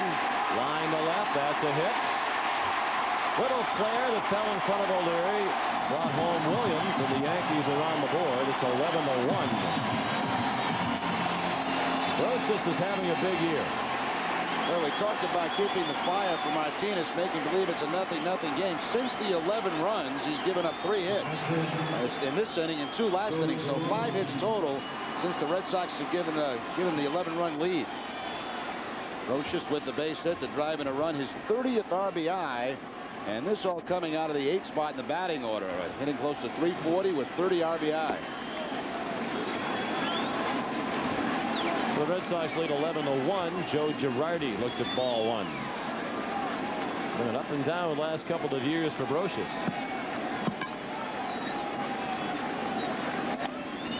Girardi sends it out of play to the right. He made an out his first time up.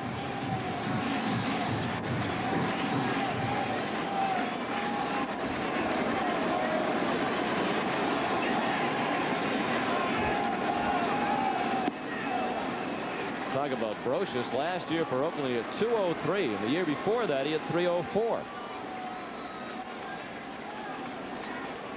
Maybe he's just an even-numbered year kind of guy.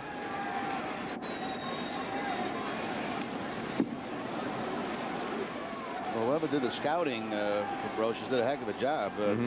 I don't think they probably expected to get this kind of season, hitting close to 340, but he's certainly not a 204 hitter either, although he was just 1 year. Yes. Well, it might be a case of a change of scenery, doing a couple of players good, because he was a part of that trade for Kenny Rogers. Rogers really struggled in the spotlight of New York. He's had a much better season in Oakland. Some guys thrive on playing in New York, where the intensity is turned up several notches. Perhaps Brocious is one of those players. He's at first. Chad Curtis at second. Still a long way to go in this one. Bottom of the fourth. The Yankees trying to chip away.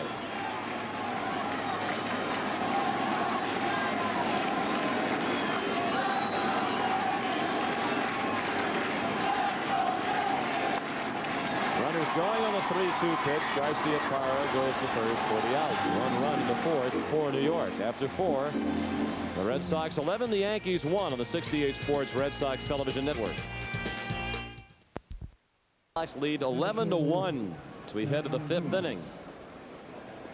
Friends, don't miss your chance to select the best players for the 1998 All-Star team. Come to friendly Fenway, watch a game, and cast your vote. All-Star voting ends June 14th. Red Sox baseball. What a game. Darren Holmes, the reliever, getting ready to pitch the 5th. They'll face the top of the order: Darren Lewis, John Valentin, and Nomar Garcia-Parra.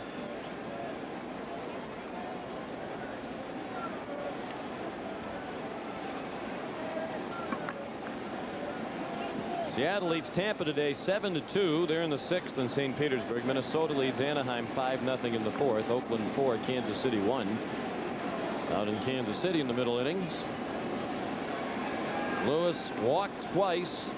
Both walks came during the 3rd inning, and he scored twice. He struck out in the 1st. All of his at-bats against the starter Pettitte.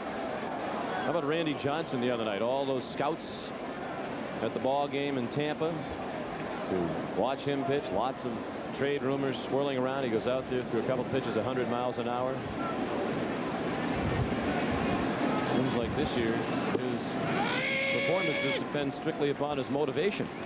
Yeah, that's what we're reading in the newspaper. Obviously, we don't get a chance to be around Seattle very much, but I guess even Lou Piniella said, look, the best way if you want to get out of here is pitch well, so somebody will take you and give us a good deal. So he turned it up a notch the other night.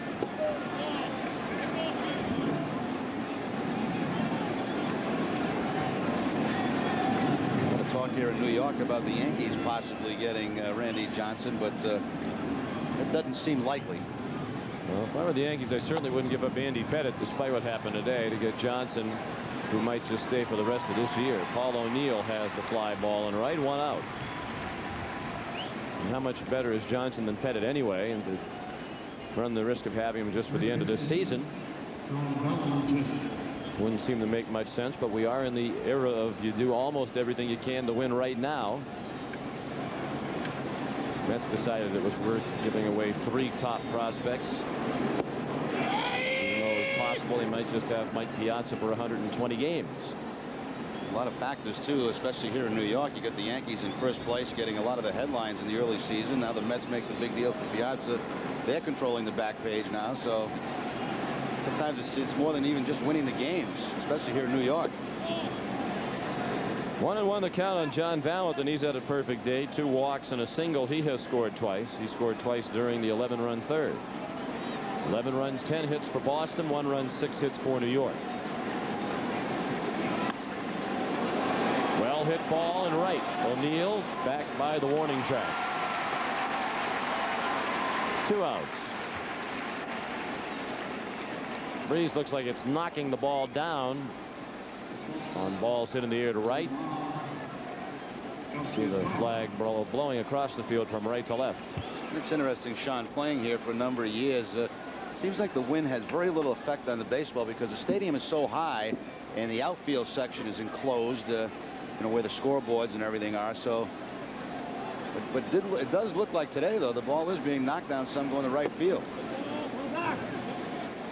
This is a very high stadium all the way around, with the exception of the outfield. But from foul pole to foul pole, and a little bit beyond, the structure is very high.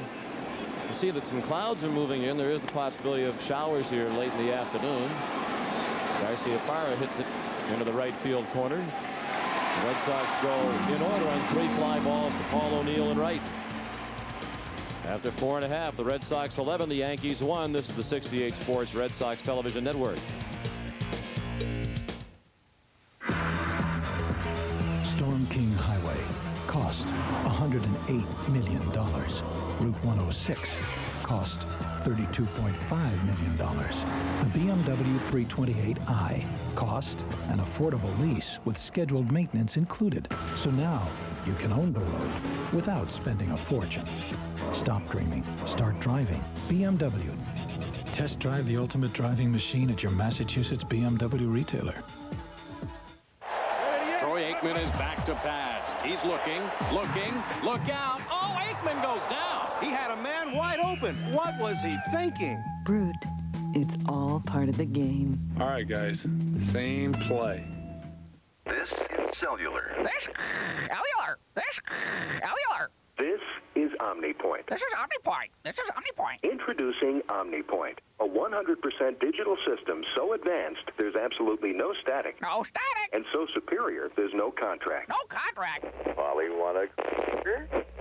Yeah! OmniPoint, 100% digital, 0% hassle. Get a $129 Siemens digital PCS phone for $49.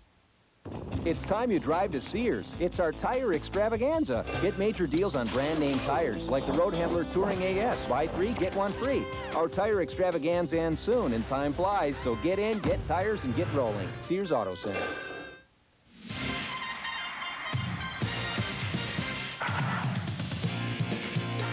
.68 Sports welcomes you back to Yankee Stadium in New York, where the Red Sox lead 11-1. Halfway through the ballgame, the Red Sox scored 11 times in the third. Pedro Martinez to Chuck Knobloch. Breaking ball missed, ball 1. Knobloch 1 for 2. He is grounded out and doubled. Derek Jeter and Paul O'Neill to follow. A couple of additional notes on the 11-run third for the Red Sox. 11 runs, the most scored in a half inning by a team in the majors this year. The Red Sox have the biggest inning of any team in the majors this season.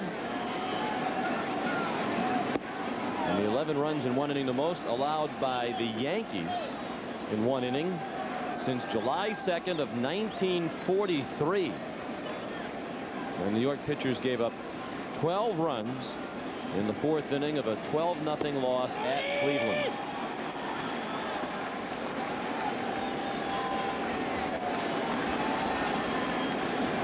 Two and 2 the count. It has been almost 55 years since the Yankees gave up that many runs in 1 inning. That's pretty good payback for what happened last weekend. Knobloch to right. Bragg has it. 1 out. Interleague play moves into its 2nd year when the New York Mets come to Fenway Park June 5th, 6th, and 7th. For tickets 24 hours a day, call 617-4824-SOX. Red Sox baseball. What a game. And that should be fun. Red Sox and the Mets with the history. The Red Sox would really like to forget the 1986 World Series. Derek Jeter fists one foul into the upper deck on the right side. Jeter's 1 for 2, an infield hit in his last at bat. He struck out in the first. Well, the Red Sox are in Toronto tomorrow night. This afternoon, the Blue Jays are trailing Cleveland 5-3 in the 9th.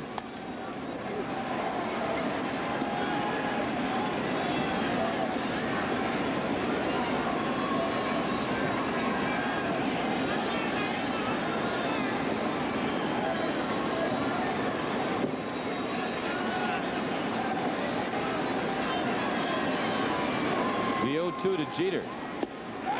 Strike 3 on the corner. That's 5 strikeouts from Martinez. His first strikeout since the 2nd inning. Yeah, since the Red Sox put those 11 points on the board, first time Martinez has struck out a hitter. Second time he's got cheated today. Nasty pitch. 0-2 count. Picks up the outside corner. Right into the glove where Pettitte had set up. 2 quick outs here in the 5th inning. And Paul O'Neill takes a strike. He is struck out and grounded to second.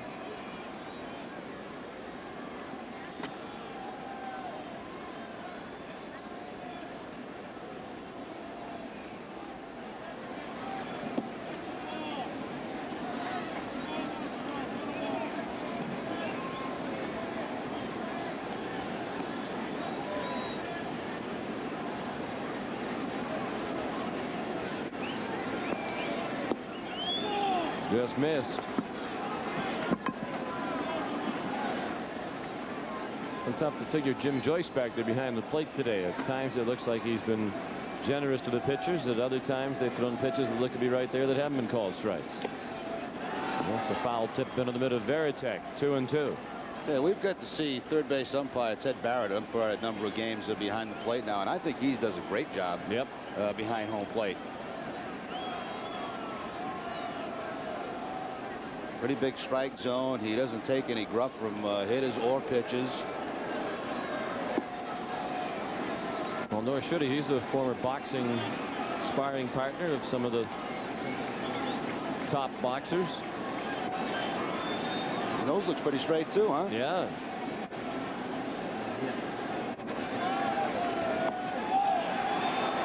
That's ball 4. First walk given up by Martinez. The Yankees have had at least one base runner in every inning except the first. Tino Martinez is 0 for 2. Fouled out the catcher and fly to center.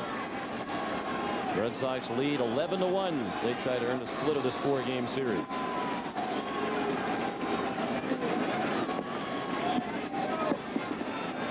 Ball 1 low to Tino Martinez.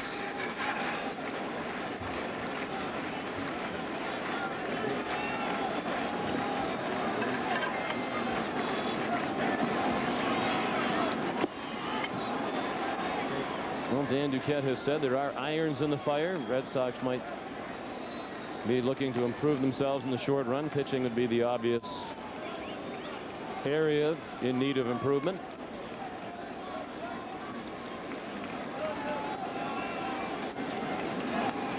Foul ball, 1-2. Jimmy Williams is asked that question just about every day from the Boston media covering the Red Sox, and his response is, I don't know if there's anything going on. We're just always trying to upgrade the club, whether it be pitching or any position on the field.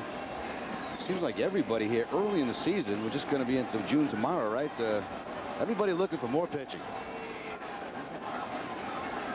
There isn't much out there. Foul ball back this way.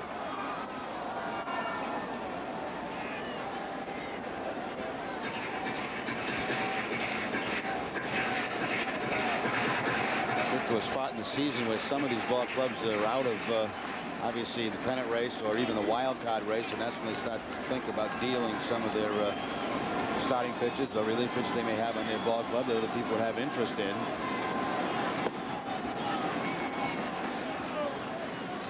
Martinez wants a new ball as the count goes to 2-2 on Tino Martinez. Because the closer you get to those deadlines, the higher the price. Yes. That is usually the case. So the question would be, if you can make a deal earlier, why not do that? The price might be lower, and you have the benefit of having that player for a longer period of time in the season. Valentin racing over. No chance.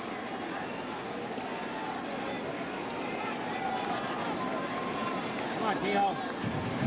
Seems like more talk this season, though, about trades early than I can ever remember hearing. I mean, it started a couple of weeks ago with the Randy Johnson stuff, and seems like everybody talking trades. Sometimes it takes a major trade or two to spur on others, and a lot of big trade talk since the Piazza deal. Actually, the Piazza deals. 3-2 again. All quiet in the Boston bullpen.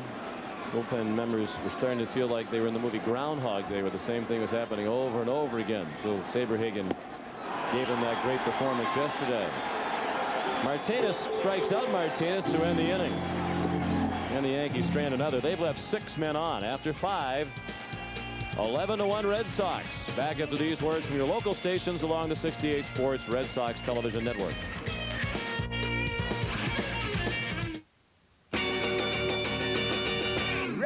In my automobile, my baby beside me at the wheel.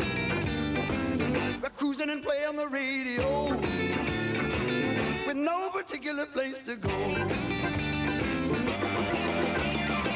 The really scary thing is, you're probably paying the same amount for car insurance as they are.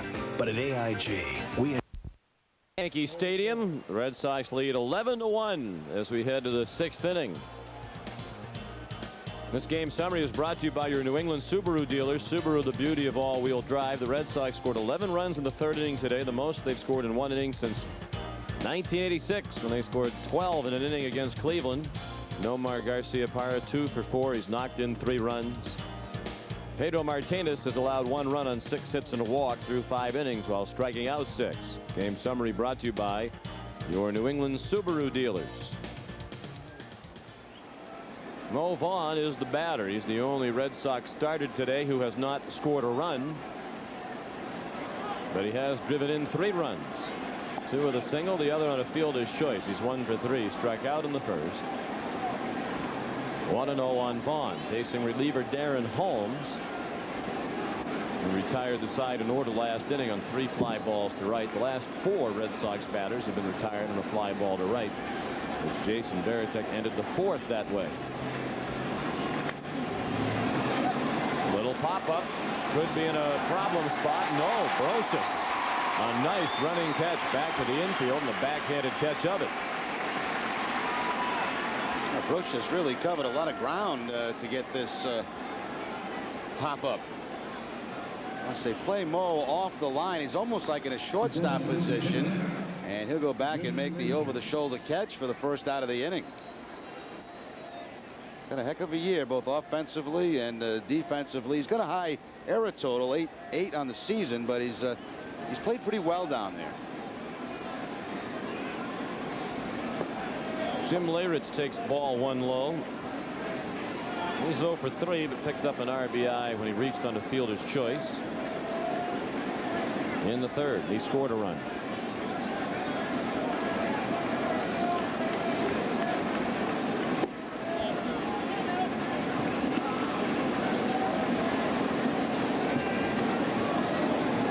Is the count.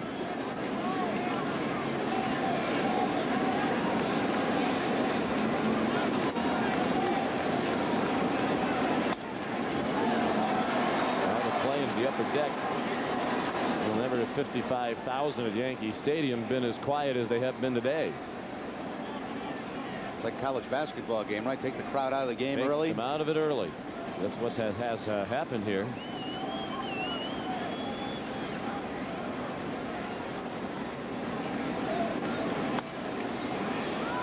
Pop up for Knobloch. 2 outs. All of a sudden Holmes has retired 6 in a row. And 9 of the last 10 Red Sox hitters. Ordinarily in games like this, you see a lot of first ball swinging.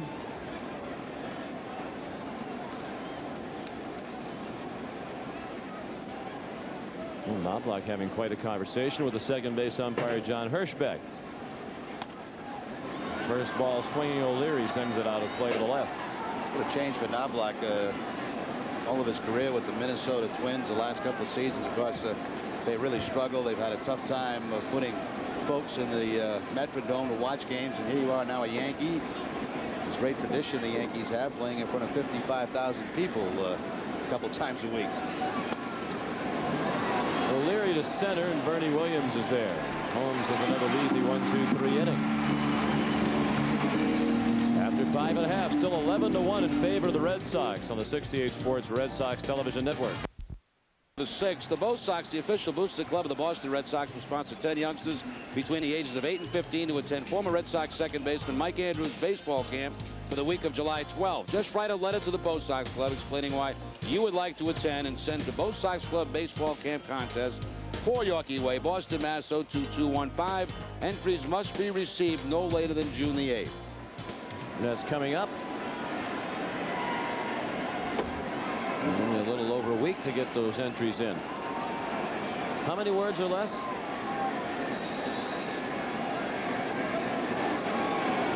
I don't think any words or less. It used to be so many words or less, but I guess no longer is that the case. You can write a whole book now if you want. Bernie Williams, the batter, he's 2 for 2 today. 2 singles. He has scored the only Yankee run. I know one great reason to go, because Mike Andrews is a terrific guy, and that's a great camp. It's been in operation for a number of years now, long time. That's my essay. Then you're a winner, Sean. How old do you have to be? I think I don't quite meet the age restriction of 8 to 15. What if you just act like an 8 to 15-year-old most of the time?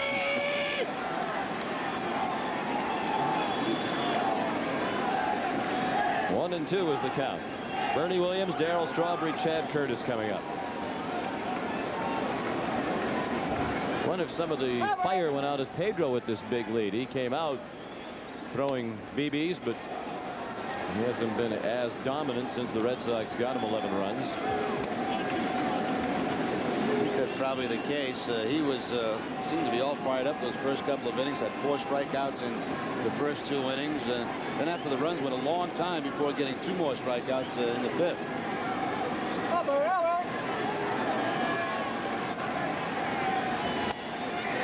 Down the left field line, O'Leary charging hard, and he makes the catch. Nice play as he was quickly running out of room. So they retire Williams for the first time today. He's still 8 to 13 in the series. Not much foul territory at all down the line here at Yankee Stadium, left field or right field line, and O'Leary going toward the fans, was able to make the catch. Always helps being the left-hander, especially when you play left field for that type of play. Darryl Strawberry looked at a ball high. He's 0 for 2, was called out on strikes in the 2nd, grounded to 2nd in the 4th. The Red Sox lead 11 to 1 in the 6th inning.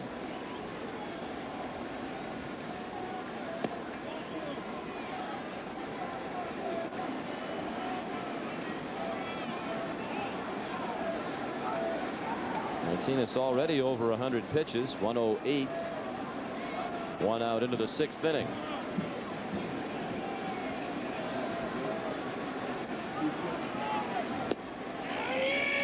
There's a strike, 2-1.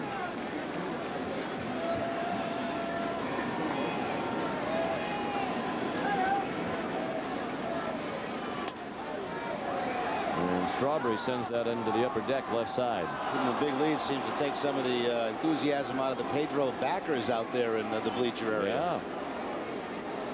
They're jumping up and down, holding up the Dominican flags and the K's when Pedro had his first couple of strikeouts of the game. But now they've just settled in to watch with this game as one-sided as it is.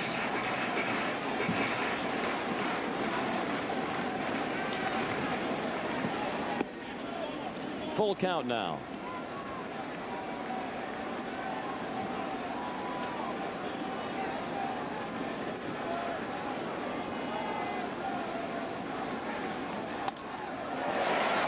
Golfed in a center, a hit. Played cleanly by Darren Lewis. That holds Strawberry at first with a single. So the Yankees continue their streak of having had at least one base runner in every inning except the first.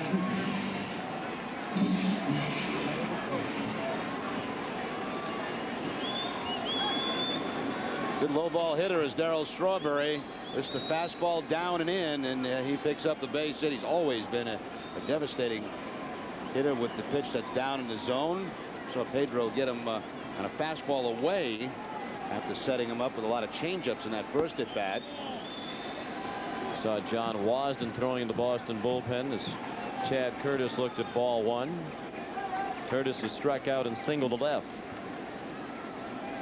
Well, yesterday when the Red Sox beat Hideki Irabu, that was the first loss by a Yankee starter in 14 starts. So for the second straight day, the Yankee starter is going to take a loss after their starters went 14 in a row without suffering a loss. Unless this thing turns around in a hurry. Joe Kerrigan out at the mound. There's Irabu. Now the American League leader in earned run average despite the loss yesterday. What a turnaround he's made from last year. A lot of people that didn't think that he would ever win at the big league level, and here he is, the top pitcher on the Yankee ball club.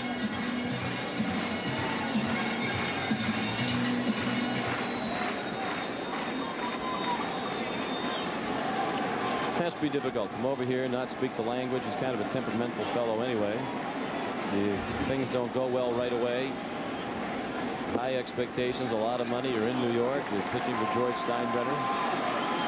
That's a lot to throw at one man. 3-0 the count now on Curtis. You know, plus the fact he's facing better players. I mean, over there, I'm sure he just threw whatever game he wanted to.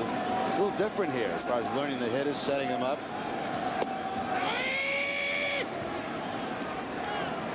I guess they say he's pretty explosive, though. You never know when he might flip out or something. You wonder how much longer the Red Sox will go with Pedro today. Already well over 100 pitches. Big lead. They've been very careful to not wear him out. That's one of the reasons cited for not moving the rotation around to get him in against the Yankees last weekend. So if you're trying to limit the damage, why not have a quicker hook in a 10-run game? I would think this inning, if he can get the next couple of outs of this inning fairly quickly, that'd be it for Martinez in this ball game.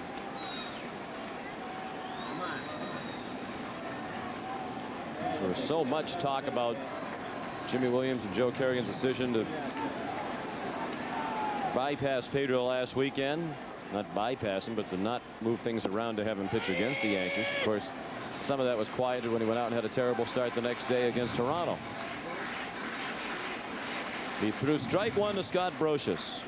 1 out, 2 men on. Brocious has knocked in the only Yankee run with a base hit to left field back in the 4th. He grounded out in the 3rd. Red Sox would like the inning-ending double play.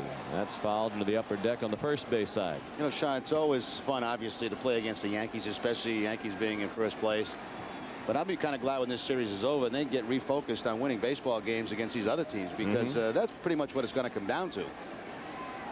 The Yankees continue to play the way they have. It's going to be a wild card for everybody else. So, and that team you're playing tomorrow night, they've made a run. And they could well be wild card competition. A smash down to 3rd. Valentin knocked it down. And he steps on the bag for the out. 2 down. Strawberry forced out at 3rd. Curtis moves up to 2nd, and Brocious is safe on the fielder's choice. Ball hit hard by Brocious. Second time he's hit the ball well in this game, and fortunately for Valentin, he can scoop it up and tag 3rd to get the 2nd out of the inning. No double play, but you do get an out.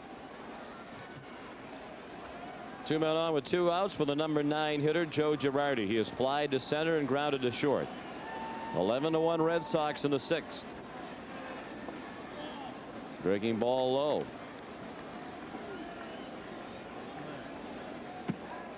Well, the Red Sox head to Toronto after the game. The homestand continues for the Yankees. They have Chicago coming in for 2, and then Tampa Bay for 2. The next 4 nights.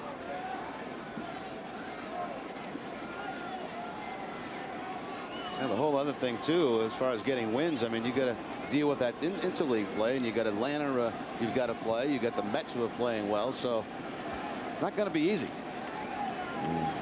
Those 2 matchups are soon. That's a foul ball off 3rd. Let's pause for station identification along the 68 Sports Red Sox television network. You're watching Red Sox baseball on Eastern and Central Maine's local sports leader. WAPI-TV, Channel 5, Bangor.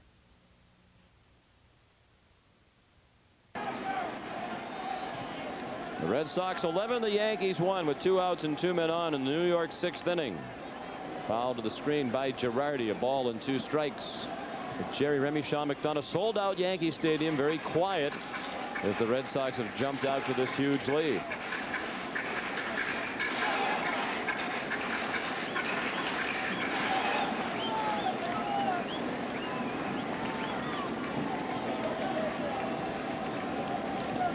Martinez pitching what you would think would be his last inning.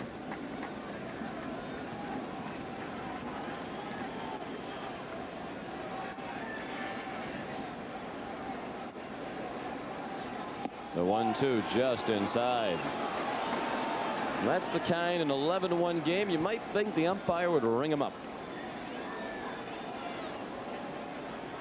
You might think in a 2-1 game the umpire might ring him up. Yeah, that's a pretty good pitch right there. 2-2 fouled out of play to the right. Go.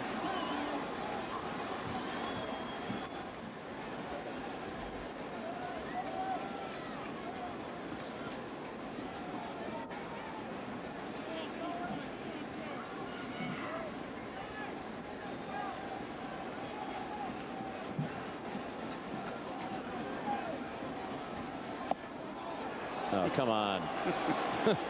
Gee whiz. Well, you got to throw the ball right down the middle of the plate now to get a strike.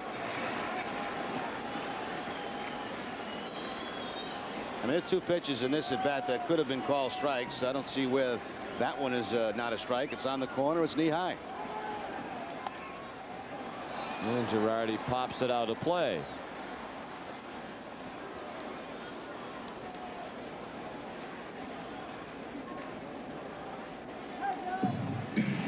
It's amazing the amount of pitches that they have to throw, extra pitches, because of the small strike zone in the American League. For the most part, for I'd say 90% of the umpires.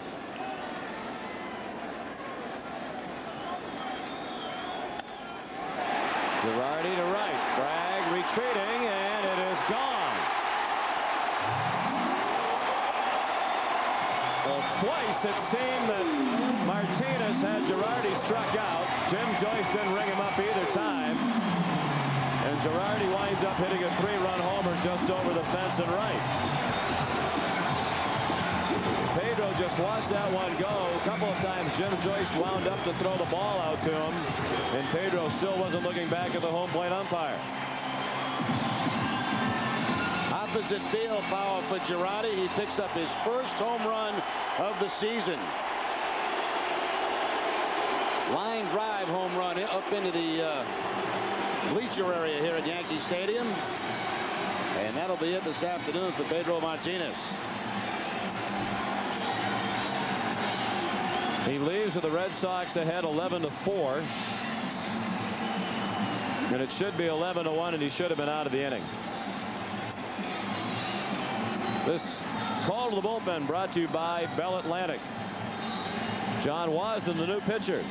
This is the 68 Sports Red Sox Television Network.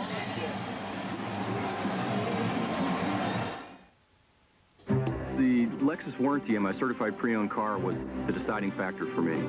I make jokes with my son that when he's ready, he can have this car, and I'm sure it'll still be running by then. Now introducing the American League scoreboard.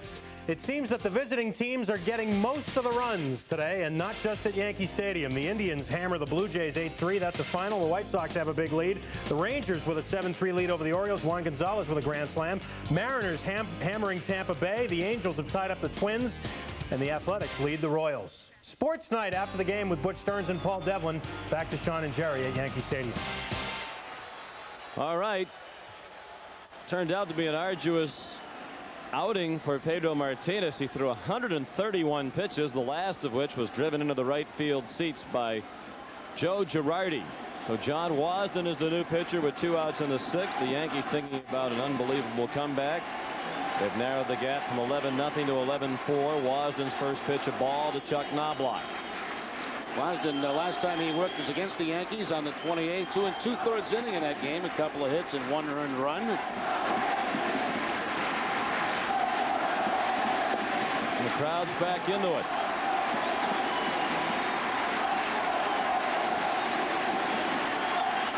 (2-0) on Knobloch. 1 for 3 at double today. 11 runs, 10 hits for Boston. 4 runs, 8 hits for New York. No errors in the game. Wasden throws his first strike. Pedro Martinez pitched 5 2/3 innings. He allowed 4 runs, all earned on 8 hits, including the Girardi homer. He walked 2 and struck out 6. He threw 131 pitches, 84 of them strikes. He has overtaken Randy Johnson for the league lead in strikeouts now with 102. Randy has 100. He hasn't changed his facial expression since coming out of that ball game, just kind of staring straight ahead at the field. He should have been out of that inning before the home run. He certainly should have.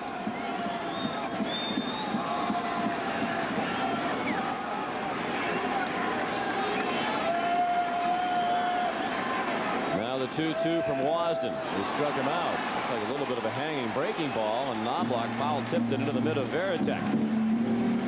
So that ends the inning. The Yankees get 3 on the Girardi homer. 11-4 Red Sox after 6 on the 68 Sports Red Sox television network. Complete from Yankee Stadium, and it's a 11-4 Red Sox lead. As you've been watching us on the flagship station, here's a program reminder. Be sure to tune in every weeknight at 10 for Sports Night with your host Butch Stearns, only on channel 68. Pedro Martinez still with the occasional look out at Jim Joyce, shaking his head as he goes down the tunnel. Welcome to the American League, Pedro. My goodness. Umpiring in this league is a disgrace. You can say that on a day when the Red Sox are ahead by 11-4. But it doesn't get any better. Strike zones are still microscopic. We've been talking about it all day long. He hasn't been particularly the friend of Andy Pettitte or Darren Holmes today either. Pitches right around the plate.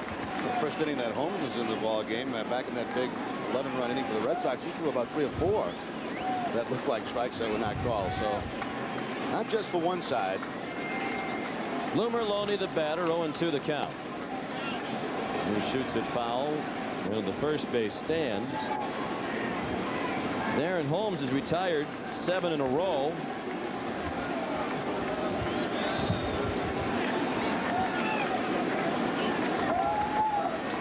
All 7 of those outs on balls hit in the air.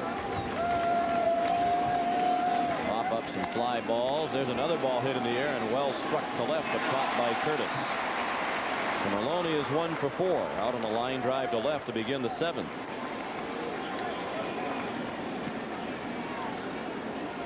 Probably the hottest ball that he's hit all afternoon, but right at Curtis in left field.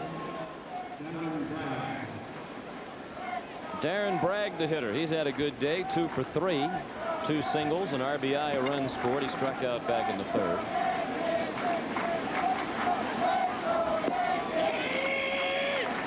Strike 1 on Bragg.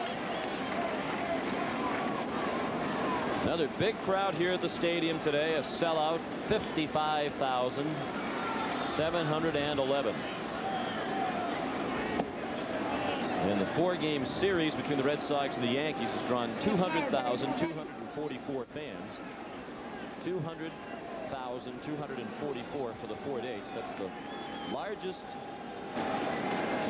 attendance total for 4 dates in a series at Yankee Stadium since 1985. Rounded to second, Knobloch. Threw one low and away to Tino, and he made the catch. Back in September of '85, the 12th to the 15th, the Yankees drew more than 215,000 for a 4-game series with Toronto, and that is the all-time stadium record for a 4-game series at the newly remodeled Yankee Stadium, which opened in 1976.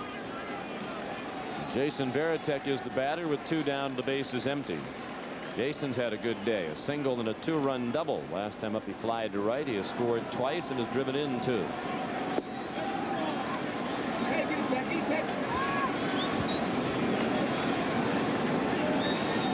After a shaky start, Holmes has been excellent. First 5 men he faced reached base. Only 1 man has reached since. Knobloch underhand to Martinez, and it's an easy 1-2-3 inning for Holmes. He's retired 10 in a row. We'll be back after these words from your local stations. This is the 6th. Well, we talk about the house that Ruth built, all the great history and tradition here. During the 7th stretch, they have a hot dog and a popcorn walking around the field in costumes. Doesn't seem necessary, does it? No. There's the hot dog, I think. And they also have a guy dressed, or a woman dressed up in a box of popcorn. Doesn't really seem to fit in here. Well, I guess that little kid likes it, so yeah, I guess it's worth it. But you're right, it doesn't. I don't know. They talk about players being hot dogs. That guy is really a hot dog. We'll get back to the graphic we showed you in a moment. It does relate to the winning tradition of the Yankees. Derek Jeter rips one from John Wasden past Lou Merlone. Base hit to right to begin the Yankees' 7th. They're down by 7. Jeter is 2 for 4 today. He's going to be sorry to see this month of May end. He's hit close to 400 now in the month of May. Strange day for Jeter, too. It's either strikeout or base hit. Struck out twice against Martinez, but did have that one hit, and now the opposite field base hit to lead off the bottom of the 7th. A lot of offense, a lot of good offensive players in this Yankee club, so you got to bear down, even with the big lead.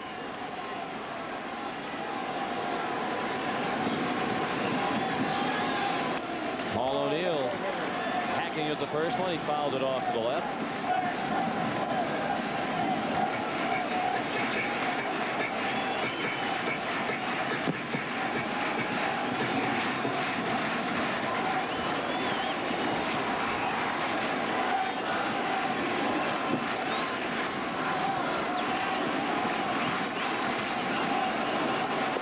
Goes and O'Neill lets him go. It's a stolen base with ease for Jeter. Well, you might as well. The Red Sox are playing behind him. Vaughn was a couple of steps behind Jeter at first base. Why stay there, have a ground ball, and have a double play? You might as well get in the scoring position. And they do credit Jeter with a stolen base. His 14th of the year. And now O'Neill serves one into center. Jeter is waved around. Lewis will throw to second. It's 11-5, just like that. And here comes Jimmy Williams. And he's going to go to the bullpen. Tino Martinez due up. He'll summon the left-hander, Ron Mayhew. With the score, the Red Sox 11 and the Yankees 5. This is the 68 Sports Red Sox Television Network. The new Dodge. See the friendly Dodge dealer near you. And buy Guinness. Sean McDonough, Jerry Remy back at Yankee Stadium. New York trying to make a game of it. Here's the third Boston pitcher of the afternoon, Ron Mayhew. He inherits a runner at first with nobody out in the 7th. 1 run into this inning against John Wasden. Paul O'Neill at first. Tino Martinez the batter. Ball 1 low and away from Mayhew.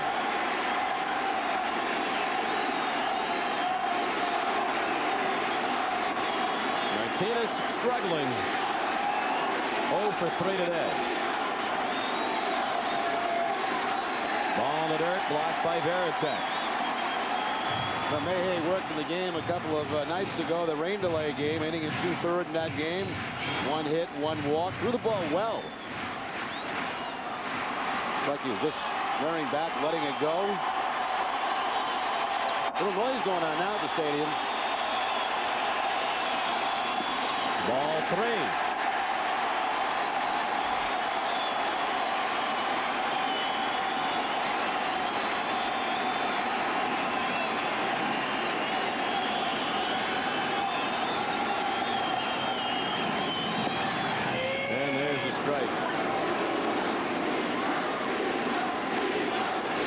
Dennis Eckersley warming up. Red Sox have never blown an 11-run lead in their history. Ball 4. But they are turning this one into a safe squirmer. A long way to go against an outstanding lineup. Joe Kerrigan to the mound. Largest lead the Red Sox have ever squandered was 10 runs up against Toronto. June 4th of 1989. It was 10-0 after 6 innings. I remember that ball game well at Fenway Park. Was calling the action with Jim Lonborg. Bob Montgomery was away on personal business, and Red Sox wound up losing that game 13-11 in 12 innings. Only once have they lost a 10-run lead.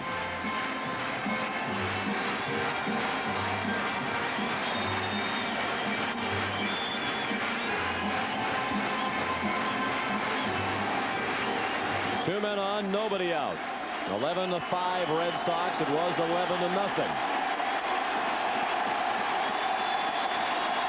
Bernie Williams, the batter. Ball one low. You know, sometimes to me, he comes out and just seems like he lets the ball go, and that's when he's most effective. And other times he'll come out and looks like he's aiming the ball. That looks like the case here this afternoon. That seemed to be the case when we saw him last weekend at Fenway Park. Williams 2 for 3 today. 8 for 13 in the series. Good changeup.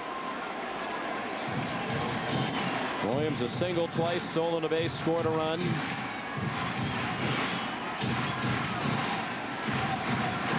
Changeup to Bernie Williams. He has 7 home runs. 4 of them have come from the right side of the plate. And all 7 of those in the last couple of weeks.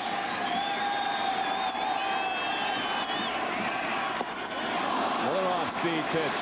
Fooled Williams. 1-2. Bernie will be followed by Darryl Strawberry, although Tim Raines has moved in the on-deck circle with a bat. And the Red Sox do have Eckersley, a right-hander, throwing in the bullpen. Undoubtedly, Jimmy Williams, with an 11-0 lead, didn't think that he might get into a point in the ball game where he'd have to be changing the pitchers batter by batter, left versus right, but that could be the case. That's a base hit on a 1-2 pitch, a little top spin liner into left field, and the bases are loaded with nobody out. Well, he's going to end up using about 2 or 3 more pitches in this game probably than he wanted to. He figured Martinez would be able to go maybe to the 7th or 8th and have one guy come in and finish it up. And now you can see they're burning up the phone lines down to the bullpen. 3rd hit of the afternoon for Bernie Williams. 2 strikes. He'll hook that outside pitch for the line drive base hit. And out comes Jimmy Williams again.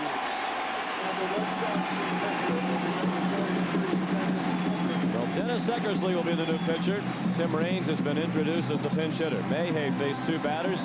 Didn't retire either of them. Yankees making a ball game of it. 11-5 Boston. Nobody out, and the bases loaded in the bottom of the 7th. This is the 68 Sports Red Sox Television Network. In this game to get the win, and it's not going to be easy getting those 9 outs. Ron Mayhay's work is done for the afternoon after a walk and a base hit by Bernie Williams. And Dennis Eckersley called into the game, 23rd time on the season. Eckersley worked a couple of days ago, inning and a 3rd in that ball game, only 1 hit allowed. It's more like a closing situation, what Eckersley's accustomed to. Bases loaded, nobody out, and Tim Raines will switch around and hit left-handed against Eckersley.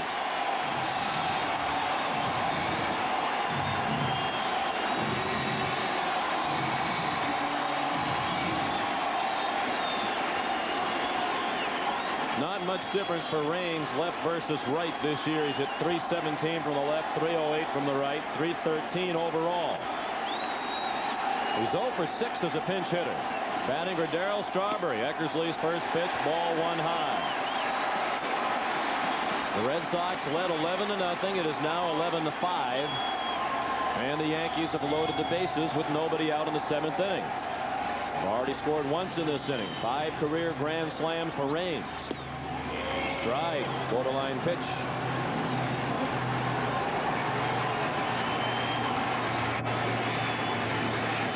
Day in which everything should have come easily for the Red Sox, all of a sudden nothing is.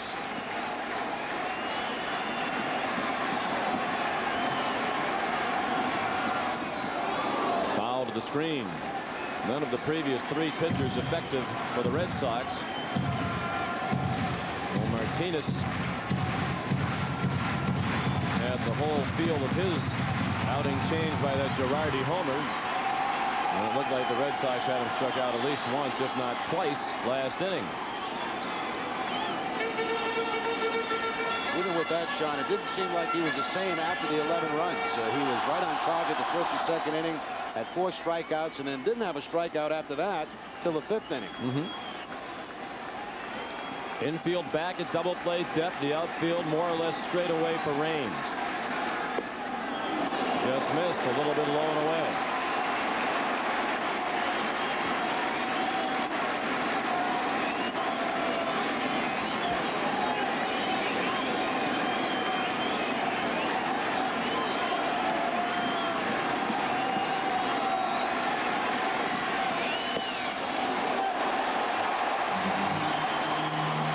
Eckersley had his knees buckled by the lack of a strike call there from Jim Joyce. Well, there have been ones closer than this today that have not been called strikes. Now he has to throw a strike on the 3-2 pitch. Ball 4, another very close pitch.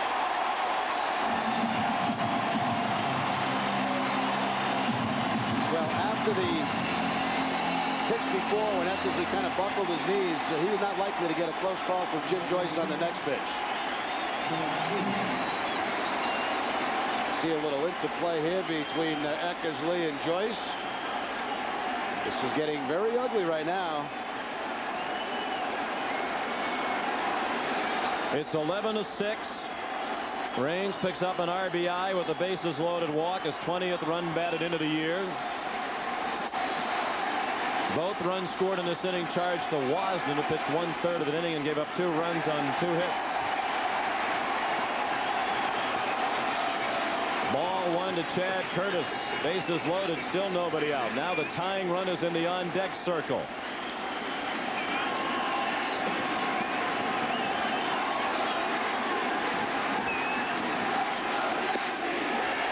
Strike at the belt, and even then Jim Joyce took a second or two before raising that arm.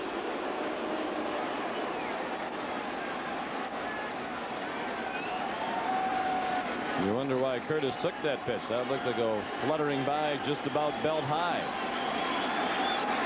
11 runs, 10 hits for the Red Sox, 6 runs, 11 hits for New York. Down the line, foul. Couple of feet wide of third.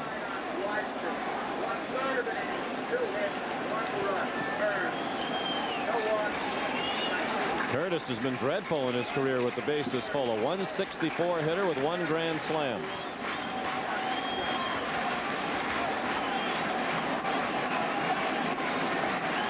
He's 1 for 2 today. He started the day 2 for his last 23. In the hole, a base hit. Martinez scores. They stop Williams at third. It's 11-7. And the Yankees have the tying run coming to the plate with nobody out in the 7th inning. And Willie Randolph was waving Bernie Williams home, but Bernie decided on his own to stop, and I think he made the right choice. There's nobody out in a big inning here, and if he goes home and gets thrown out, that takes the momentum away from the Yankees. O'Leary charging the ball. Randolph's waving him on, but Bernie's going to hold at third base. And still bases loaded, still nobody out, and it's a 4-run ball game. And Eckersley's going to have to get himself out of this inning because there is no action in the bullpen behind him.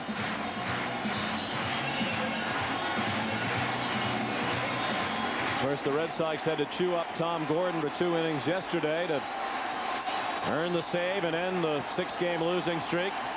11-7, bases loaded. Scott Brocious takes strike 1. 3 runs in the inning, 3 more men on base, still nobody out. The Red Sox have had an 11-run inning. This is shaping up as what could be a huge inning for New York. Brocious 1 for 3. An RBI single in the 4th. Strike 2 inside corner at the knees. And it's anybody's guess now what is going to be called a ball or a strike. The strike zone is all over the place. That looked like a terrific pitch. Brocious didn't think so.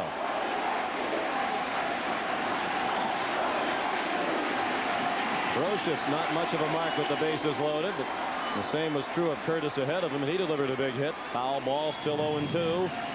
Joe Girardi scheduled to bat next. Well, this is not a day where hitters should be questioning Joyce because for both sides, he has certainly been a hitter's umpire. Jorge Posada has just come into the on-deck circle to bat for Girardi. The 0-2. He struck him out with a pitch in the dirt. A huge first out of the inning for Eckersley and the Red Sox.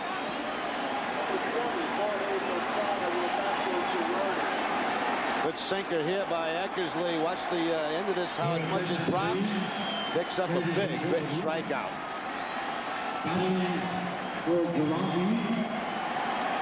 Brocious is going to swing at anything after that ball before that pitch on him.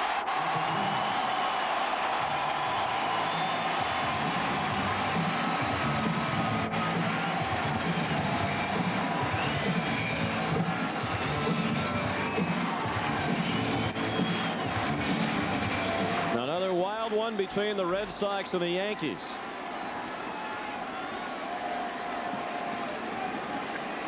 Jorge Posada batting for Joe Girardi.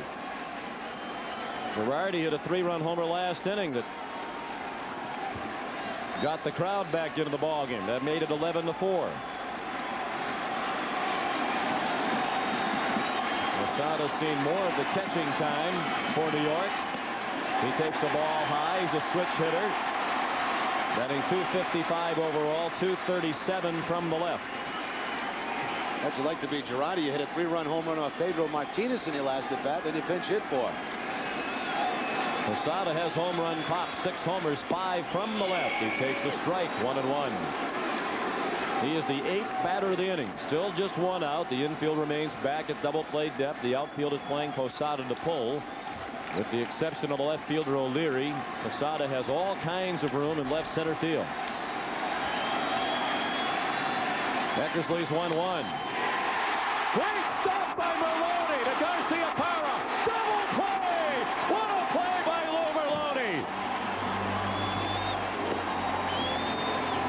That was a bullet that appeared ticketed for right center field, and Lou Merlone cemented the remaining votes that he needs to become the next governor of the Commonwealth of Massachusetts. What a play! It started a 4-6-3 double play, and the Red Sox escaped the inning still with a 4-run lead. This is the 68 Sports Red Sox Television Network.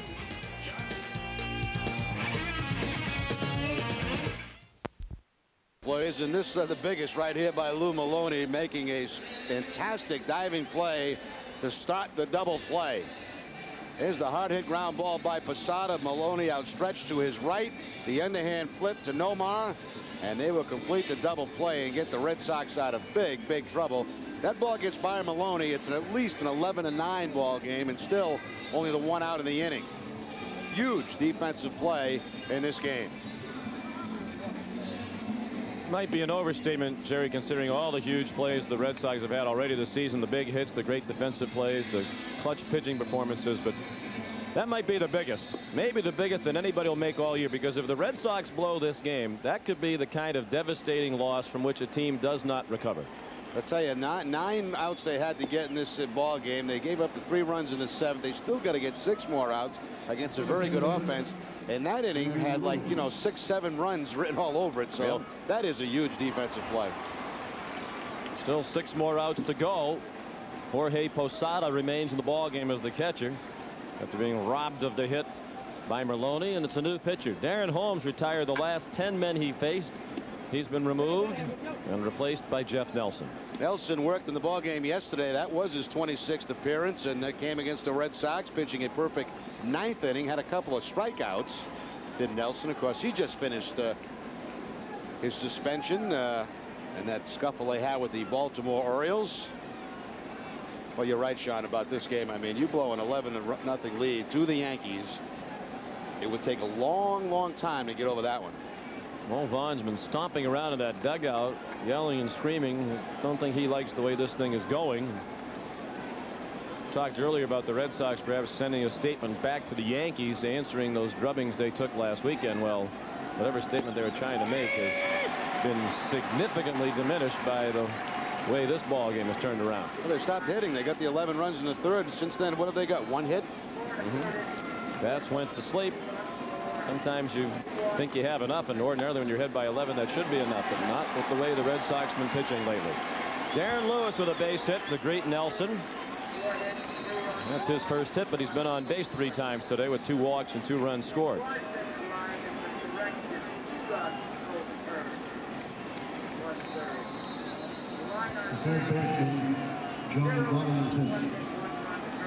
Here's John Valentin. He has walked twice and singled. He scored twice. Last time up, he flied to right. Darren Holmes pitched 4 in the 3rd innings.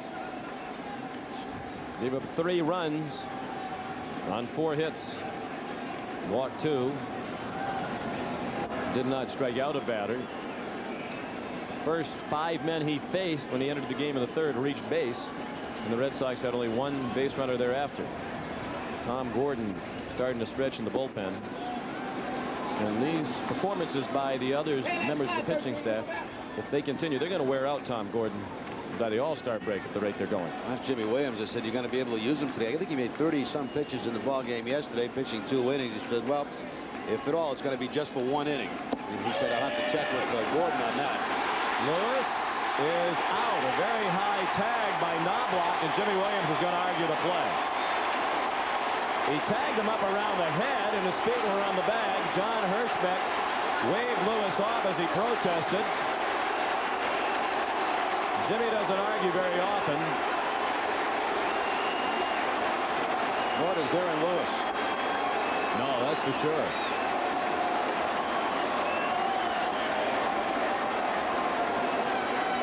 Al Clarkson will escort Lewis away.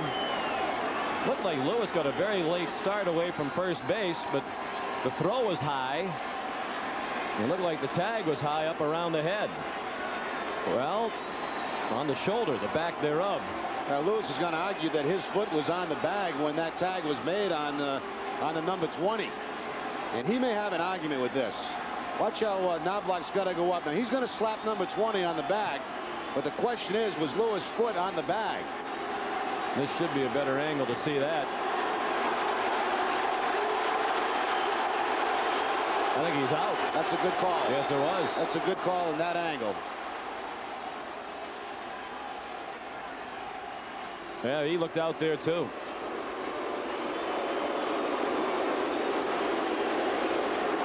Well, it'd be hard to tell who's ahead in this game right now. Yep. The Red Sox clearly are reeling. Were it not for the great play by Merloni, who knows what the score might be right now. But any feeling of great satisfaction or momentum that the Red Sox might have been taking away from this loss, from this win, has been diminished by the way this thing has turned around. Now they're hanging on for dear life. Valentin hits a frozen rope foul.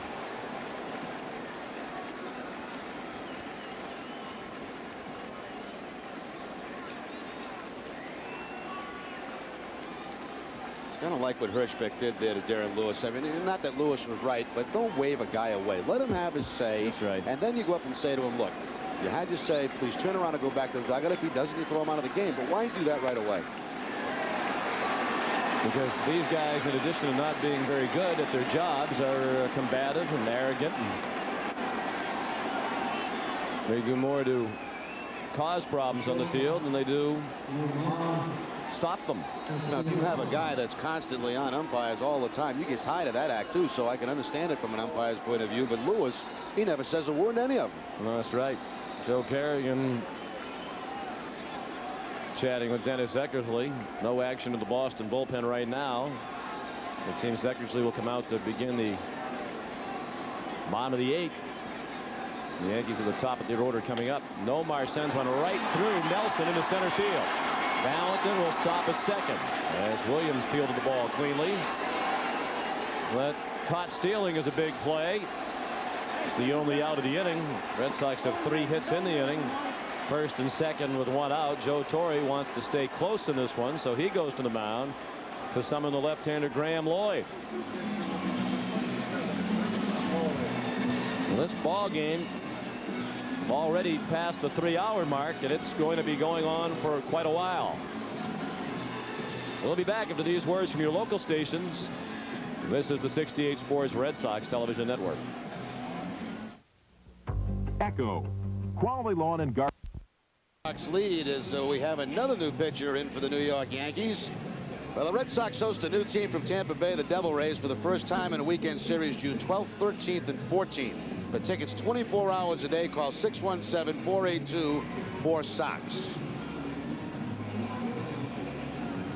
And the new pitcher will be Graham Lloyd, making his 16th appearance. Another one of those pitchers that was suspended by the American League in that brawl with the Baltimore Orioles. Well, he pitched the ball game yesterday. He picked up a Rabu and pitched a scoreless 8th inning. Did have a strikeout in that ball game. 6 strikeouts in 12 2/3 innings for the left-hander.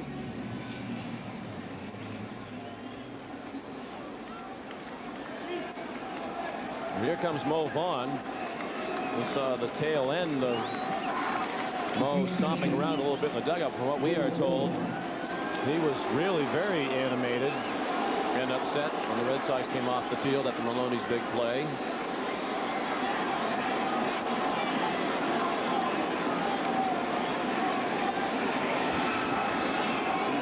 Looked to be a laugher for the Red Sox. Uplifting day filled with positives as turned around in a major way. They still lead by 4, and they're looking to add to that lead as Lloyd throws a strike to Mo, who fouled it off to the left.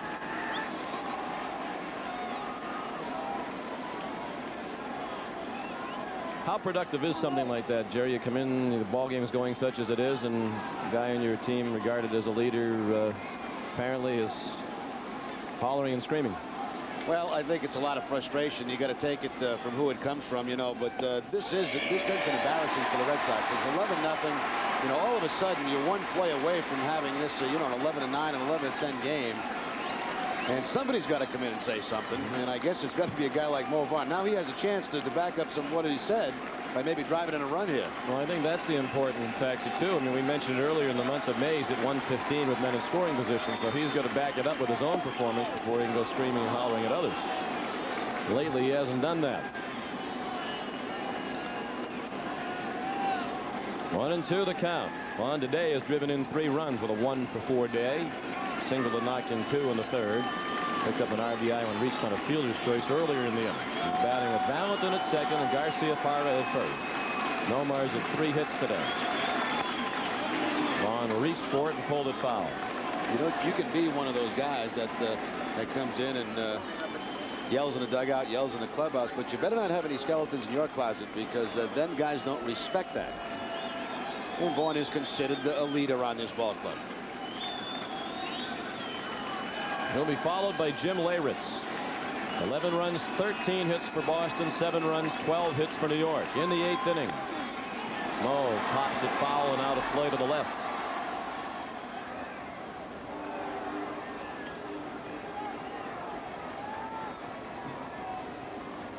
Well, the 2 starting pitches in this game today, you'd never expected this. Nope.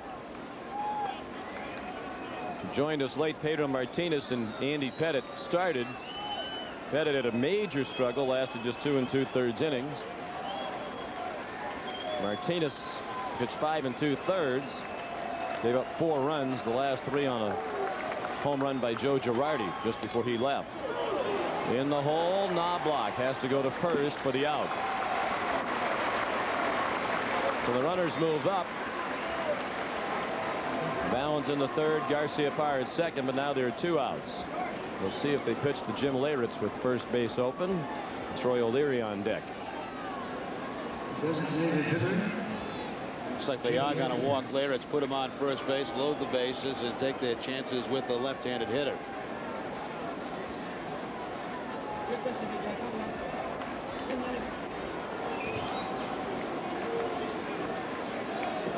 O'Leary 1 for 4 this afternoon. That base hit coming off Andy Pettitte back in the 3rd inning.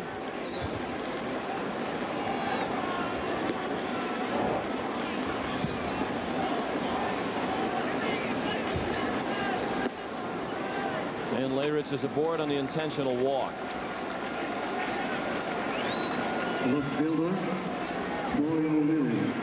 First time he has been intentionally walked this year. Red Sox haven't received many. As a team, they've been walked intentionally 7 times.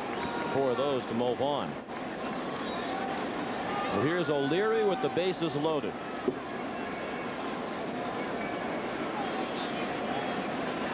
You often hear talk about the difference between a 4-run lead and a 5-run lead, but then the opponents cannot tie it with one swing of the bat.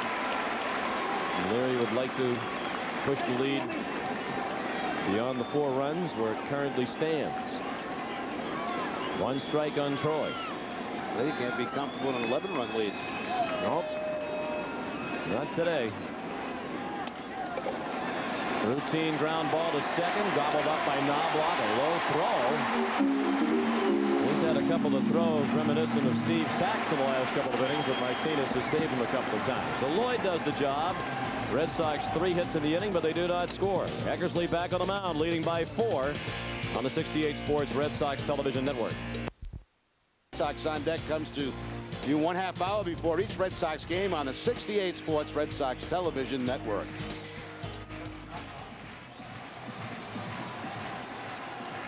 Last inning, we show you the graphic about the Yankees. They are the winningest team in baseball since 1973, and we picked that date because that's when George Steinbrenner took control of the franchise. So Steinbrenner has many admirers, many detractors, but the bottom line is the Yankees have a higher winning percentage than any other team in Major League Baseball since he has owned the club. And they have the best record in baseball this year. They trailed today by 4 runs. In the 8th, Chuck Knobloch takes strike 1 on the outside corner. Top of the order, Knobloch, Jeter, and O'Neill. Knobloch 1 for 4. He doubled in the 3rd inning against the starter Pedro Martinez. Last time up, he struck out against John Wasden, the only batter Wasden retired.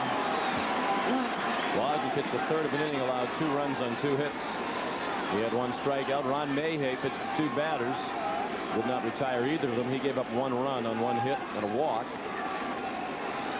He would have been in charge of another run had it not been for the great defensive play last inning by Lou Merlone. The 0-2 to Knobloch outside.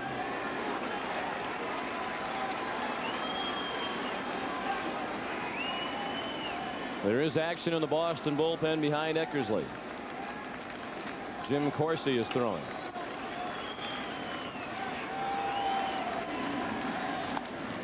In the air, left center, that's a problem. Lewis slides to make the backhanded play, and Knobloch has a leadoff double.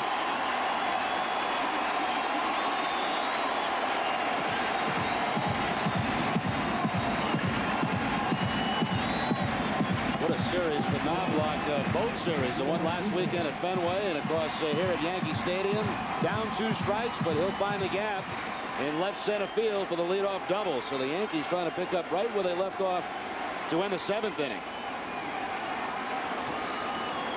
And Eckersley has not been sharp today. Walked the first man he faced, then gave up the hit to Curtis after a strikeout of Brocious. Merlone made the great play of the double player. That would have been a hit. Now Knobloch a hit. That's a bullet down to 3rd. Valentin has to hurry, and he gets Jeter. And the runner cannot advance. So a big first out of the inning on another well-hit ball. Jeter hard grounded to 3rd. Valentin made the play, and Jeter's now 2 for 5. But you got to hurry too, because Jeter hustling all the way down that line, and it took a seed from John Valentin to get him at first base. Knocks the ball down. Now he has to chase it down. Fortunately, it's heading toward first base, and that helps getting the out. John checking the runner at second. Knobloch then goes pick up the baseball and gets the out at first base. And the realization set in. It's almost as if you could see the light bulb go on that he better hurry because Jeter was running. There was a play, I think it was yesterday, where Merlone playing second base on a routine ground ball to second, and it was a bang play at first base with Jeter running down the line.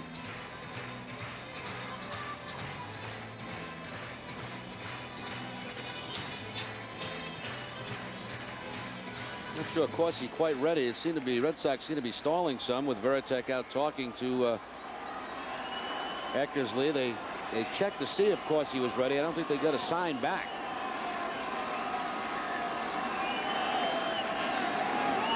Paul O'Neill, the batter. Grounded to short. Knobloch goes to 3rd as Garcia Parra throws out O'Neill.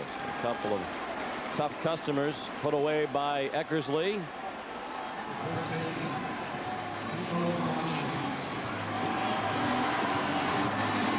See a lot of hitters jump on that first pitch from Eckersley because he throws strikes, and right down on the ground for O'Neill. A couple of quick outs after the leadoff double. And the batter is Tino Martinez. 0 for 3 with a walk last inning against Ron Mayhay. He takes a strike.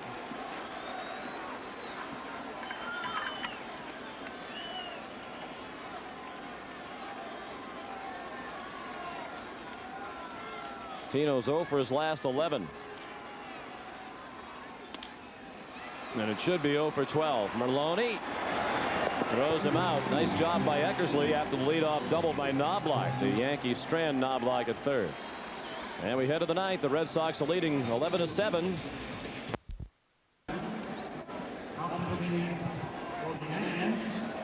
Each team with 13 hits. The Red Sox led 11-0. They've had to hang on here in the late innings. The Yankees will try to keep it a 4-run deficit, and they turn the ball over to Todd Erdos, just called up from their AAA team in Columbus, Ohio. It was 11 saves for Erdos, led the International League. A big strikeout pitcher at the AAA level. 30 strikeouts in 22 2/3 innings. He made his Yankee debut against the Red Sox on Friday. Pitched a scoreless 8th inning in that game, allowing 1 hit. And he came over from Arizona. They took him in that expansion draft from the San Diego Padres. They traded Andy Fox for Erdos. They also got Marty Jansen in that deal. Graham Lloyd pitched 2/3 of an inning without allowing a hit or a run. He did issue an intentional walk. Here's Lou Merlone. On a day dominated by offense, he made the biggest play of this game. In the 7th inning with the Red Sox reeling, the Yankees within 4 and the bases loaded. Merlone, the great diving stop with a smash by Jorge Posada, and he started the 4-6-3 double play. First pitch from Erdos, fouled off by Merlone. At the plate, lose 1 for 4, an RBI bloop hit back in the 3rd. He scored one during the 11-run 3rd. All of the Red Sox scoring in that inning. The Yankees have chipped away since. A single run in the 4th, 3 runs in the 6th, 3 in the 7th, and it could have been many more were it not for Merlone. He has another base hit.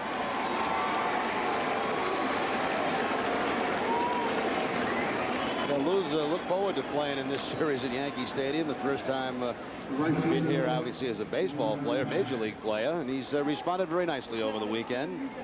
A comfort factor there. He's facing a guy I'm sure he probably faced, at least watch pitch in the International League.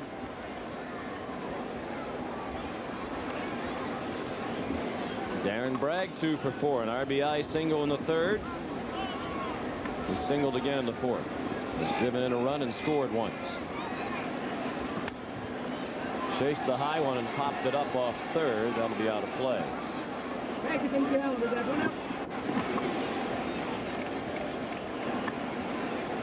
Bragg at bat with Jason Varitek on deck. Tom Gordon is warming up in the Red Sox bullpen. Well, you hate to see that. 11-0 lead after your closer pitches 2 innings yesterday, and now you have to warm him up. On the day he needed the rest, and it seemed like he had every opportunity to get it. He'll never have a greater chance with the Red Sox ahead by 11. And it wouldn't even be a save situation for Gordon coming in this ball game.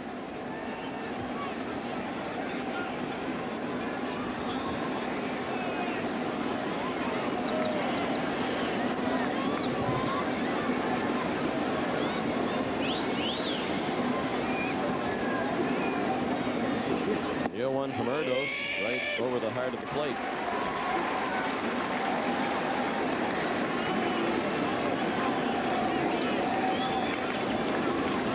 Erdos from Meadville, Pennsylvania.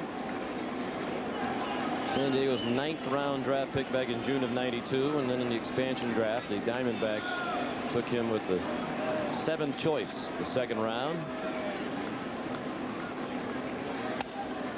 Down the line. That's a fair ball out of the reach of Tino Martinez. Merlone speeds toward 3rd. He'll be held there, and Bragg slides headfirst into 2nd with a double. His 3rd hit of the ball game. And the Red Sox have the first 2 men on, both in scoring position here in the 9th. Well, Bragg had been struggling. His average down at 248 starting the game today, but now 3 for 5. Right down the first base line. Martinez was holding Merlone on, and it's quickly going to be to his left. He'll dive for it, but just up over the bag and down that right field line. Al Clark, playing behind the bag, makes the call. Well, bounced right up over his glove. Hit a divot in the infield dirt. That's why you're supposed to replace your divots. A lot of divots out there today. Infield in. Pettitte takes a strike. Jason's 2 for 4. A single and a 2-run double. He has scored twice. Since then, he's flied to right and grounded to second. Red Sox have 15 hits today, without a home run. Their season high in hits is 20 in Kansas City on May 8th. Game in which they scored 14 runs, which is also their single game best in runs scored this season.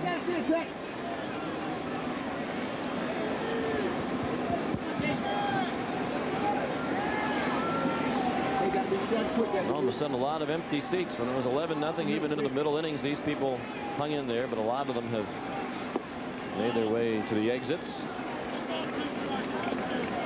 Even when they have about 20,000 here, the traffic jams after the game are monumental. At the end of last inning, at the end of the 8th inning, a lot of them left.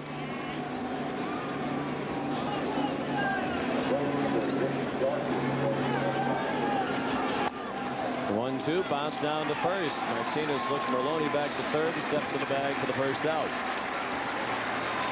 Just to give you an idea what it's like in New York, getting out to Yankee Stadium on Friday, driving out here, it was a 55-minute drive. This morning, on a beautiful Sunday morning, it was at 15 minutes. So you can spend some time on the road getting out to the ballpark. Yes, you do. Here in New York, team stays at a hotel in Midtown Manhattan. Now Darren Lewis. Been on base 3 times with a single and 2 walks. He has scored twice. Base hit, a big hit for Lewis. Merlone scores. Here comes Bragg. He scores. And the lead is back to 6. A little more breathing room for the Red Sox, and perhaps they won't have to call upon Tom Gordon today. As a matter of fact, he has taken a seat in the Boston bullpen, and Rich Garces is now warming up. Big day for Darren Lewis. 2 hits. He's been on base 4 times, and he picks up 2 runs batted in with this base hit. Yeah, Lewis now at 16 RBI, and this hot line drive up the middle, and a change in the momentum in this game. Turn it back the other way, the way it was supposed to be.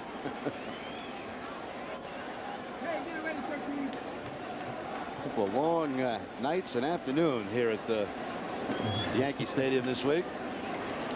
16 runs batted in for the season now for Lewis. Valentin takes the ball low.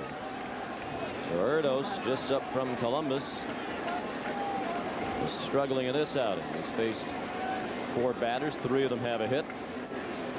They designated Willie Banks for assignment, the right-handed pitcher, when they called Erdos up. Valentin underneath that one. It's out of play to the right.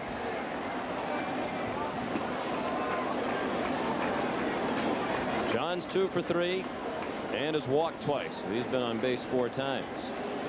2 singles, 2 walks, 2 runs scored.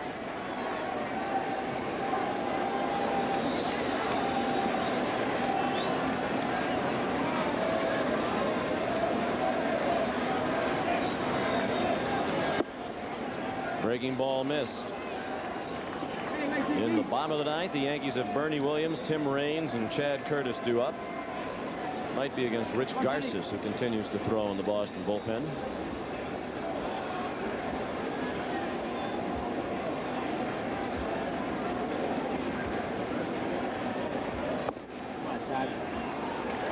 Eckersley has pitched 2 innings of relief.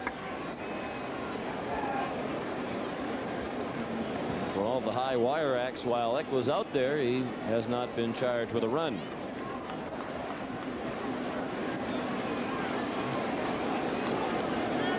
Now the 3-1 to Valentin. Another base hit for John down the left field line. Curtis chases it into the corner. Lewis will be stopped at third by Wendell Kim, and Valentin has a double. The Red Sox are knocking Erdos around here in the 9th. A few guys are going to fatten that batting average this afternoon. Lewis would be one, Valentin another, as he picks up his 3rd hit. 3 for 4 this afternoon with a couple of walks. Fastball right down the heart of the plate, and Valentin with the line drive base hit.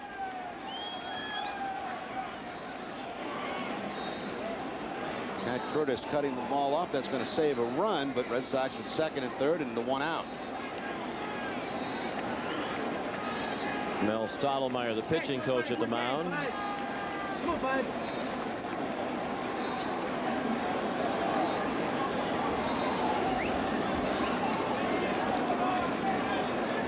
No, the New York Mets 8-game winning streak is over. Or is it? No, it is not. They came from behind and beat Philadelphia 8-6. They were down 6-5, so they've won 9 in a row. And Pittsburgh beat Montreal today. Nomar Garcia-Parra, the batter. He's 3 for 5. Has 3 runs batted in, 2 singles and a double. He has scored a run. He looked at ball 1 from Todd Erdos. Infield in for New York. Garcia-Parra at bat with Mo Vaughn on deck. 13 runs, 17 hits for Boston, 7 runs, 13 hits for the Yankees. Maybe I am still in Omaha. I tell you what, I was just thinking these players are going to be dead after this game today, both sides, because you have that game that starts at 9:45. You get back home or to the hotel. You got the 1 o'clock start the next day, and now you're going to have close to a 4-hour ball game here this afternoon. Foul tip. 1-2 the count. Well, a night game tomorrow in Toronto for the Red Sox, and on Tuesday. Lou Maloney looks like he's ready to play another game. Yes, he does. When you get down toward where most of the pitchers are sitting, they look a little shell-shocked, and then the rest of those guys look like they're ready for a nap at the end of the bench. Garcia-Parra in a protective mode, infield in. The pop-up sends them back, but Martinez is there. 2 outs. Well, I doubt that Vaughn will get the hit here. Torrey may just go ahead and put him on first base and take his chances with Leyritz.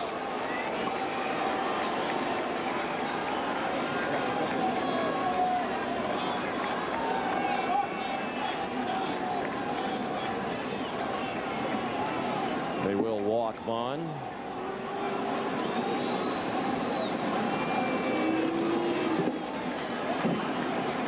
Well, will the Red Sox feel they have enough? Will they go to Reggie Jefferson to pinch hit for Leyritz? I'm not sure you can ever truly believe you have enough the way this one is going.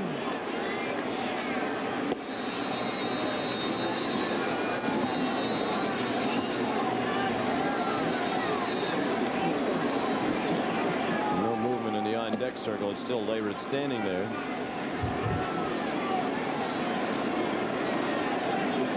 And Reggie Jefferson remains on the bench. He had a 2-homer game here Friday night.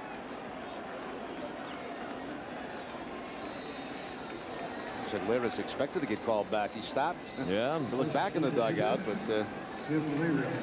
he'll hit with the bases loaded. Well, Leyritz has cut into a bit of Jefferson's playing time lately. He's seen more action against right-handed starters.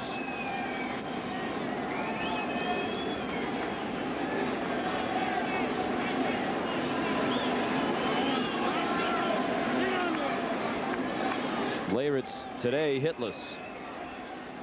0 for 4. He does have an RBI. As a result of a fielder's choice back in the 3rd, he scored in that inning. He was intentionally walked last inning. He looks at strike 1. 13-7. The Red Sox have the lead. Leyritz has been a much better hitter against right-handed pitching, batting .353.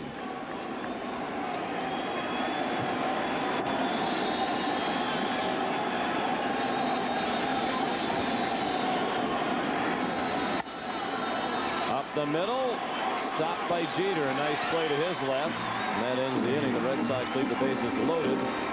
They settled for 2 runs. They've stranded 10. They lead by 6 as we go to the bottom of the 9th on the 68 Sports Red Sox Television Network. 13th appearance overall, a record of 1-0. Costas worked a couple of nights ago against the Yankees, an inning and 2/3 in that game. 1 hit, 1 walk. Did have a couple of strikeouts against New York. You joined us late. Pedro Martinez started, went 5 2/3 innings, allowed 4 runs, all earned on 8 hits, including a homer by Joe Girardi. He walked 2, struck out 6. John Wasden pitched a third of an inning, gave up 2 runs on 2 hits. He struck out 1. Ron Mayhay faced 2 batters, both reached. He walked 1 and gave up a hit, was charged with 1 run. Then Dennis Eckersley pitched 2 innings, gave up 2 hits, a walk and a strikeout. He was not scored upon. And they did walk a man with the bases loaded to force in a run that was charged to one of his predecessors. And he also gave up a run scoring hit by Curtis, but none of those runs charged to him. John Wasden in the middle, Derek Lowe on the right of your screen, and Steve Avery on the left. Avery will start Tuesday night in Toronto. 7 o'clock ball game. That's our next telecast. 6:30 for On Deck with Doug Brown.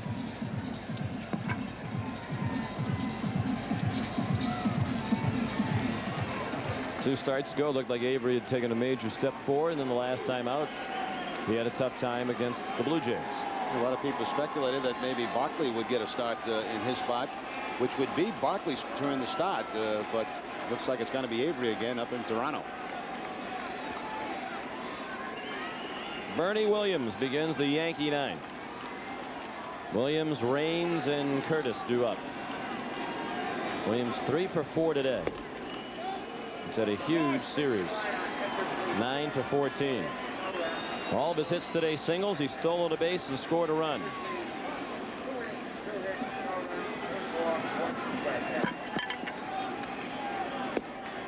Garces in with a strike.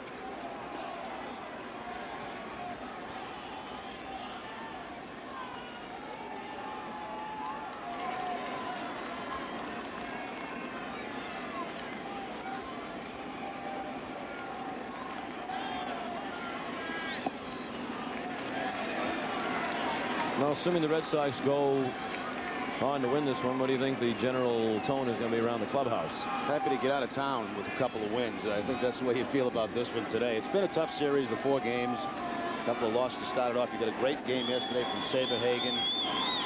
It's almost like the 11-run inning. It sounds crazy. He took the starch out of everybody in this game. It looked like he took the starch out of Pedro Martinez for a while.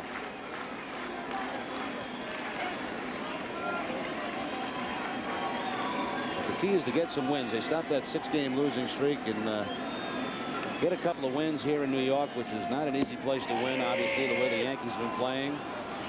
And on up to Toronto, see if we can take care of some business against that club who did you some damage the last time you faced them.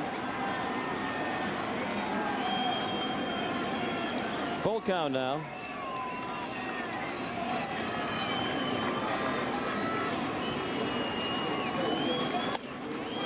And that's fouled out of play to the left.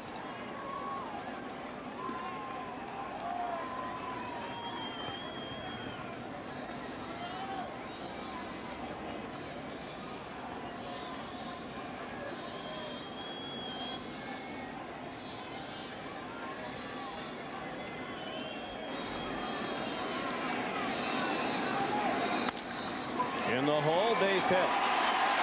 Topspin bouncer through the right side. A 4-hit day for Williams. Well, Williams won't be happy to see the Red Sox leave town, that's for sure. He's had some series, 4 hits again today. He's going to be, what, over 350 now with the batting average. The ground ball between first and second. When you're hot, you get all kind of hits. He's at first to open the ninth, and the batter is Tim Raines. He came up as a pinch hitter with the bases loaded. And it's Dennis Eckersley in the 7th and walked to force in a run. Can you believe it? Gordon's up again in the Red Sox bullpen.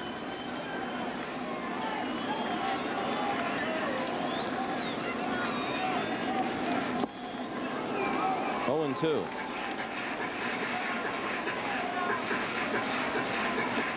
That now for Gordon is almost like pitching in a game. He was up one time to loosen up, sat back down, and now has to throw again. That's after 2 innings yesterday. But that's how Jimmy Williams feels about this game here this afternoon. Not quite sure.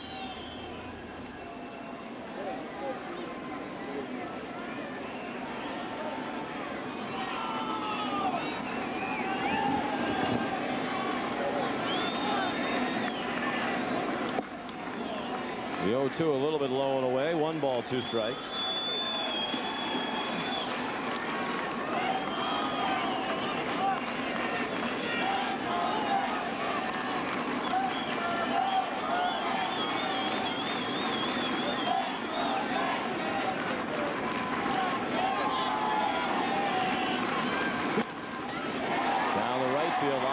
Ball. Well, Kansas City beat Oakland today. Did you see any of the highlights of that ceremony last night? Just a honoring few. Dan Quisenberry. What an emotional night. One of the great relief pitchers in recent times. Dan Quisenberry now battling brain cancer. He was inducted in the Royals Hall of Fame last night. Very emotional as he and his family were on the field at Kauffman Stadium. 1-2 the count. I didn't notice the crowd. Did you happen to see what type of crowd they had for that? It looked like on the highlights they had a very good crowd. We can find out here. Not too much heavy lifting.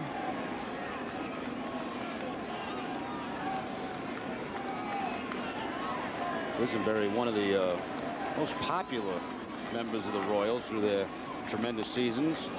They have 30,341, which is well above their average. When we were out there, they're averaging about 14,000, 15,000 fans. That's what they said was in the place, too. Yeah, and even that seemed padded.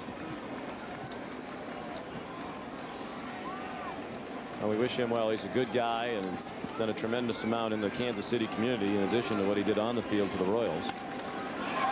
Raines pops that one up in shallow left.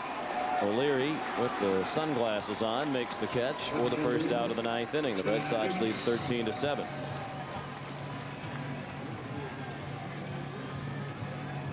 Quisenberry for a couple of years one of the top closers in the game of baseball. That submarine style delivery.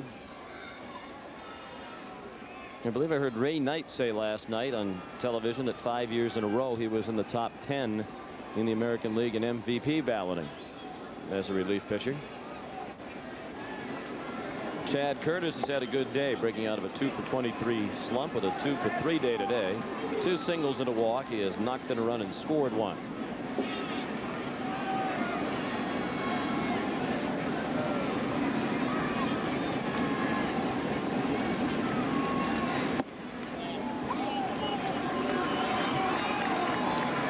The count. Curtis will be followed by Scott Brocious. Well done.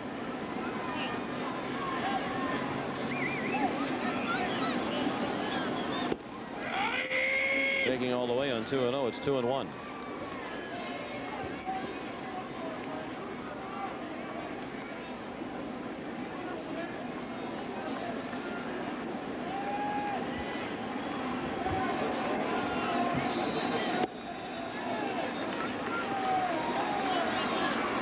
Three balls and a strike, and Gordon is still throwing in the bullpen.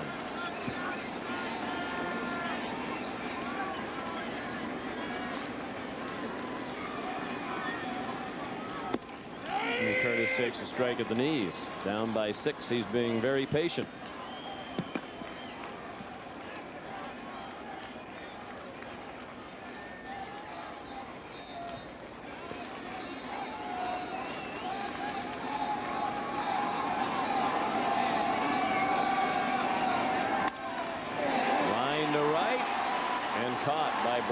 Looks like a tough sun field out there right now for Darren.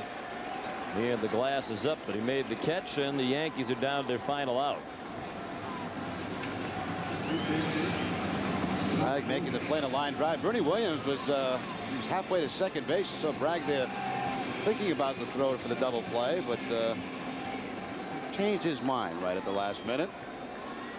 Scott Brocious is the hitter. He's 1 for 4 today, an RBI single in the 4th. He struck out in the 7th against Eckersley when the Yankees were really rallying. Williams takes second. Defensive indifference there.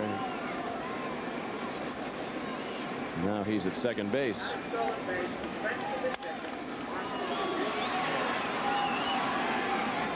And that's out of play in the upper deck and right. 1-1.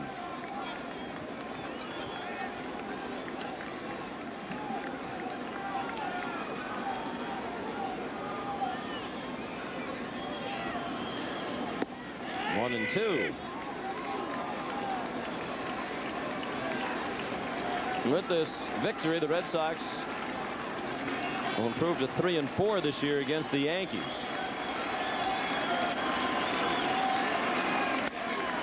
Brocious down the line. Vaughn has it.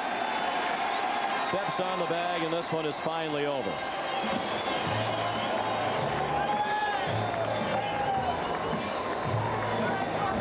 There were 377 pitches in this ball game. It took 3 hours and 45 minutes.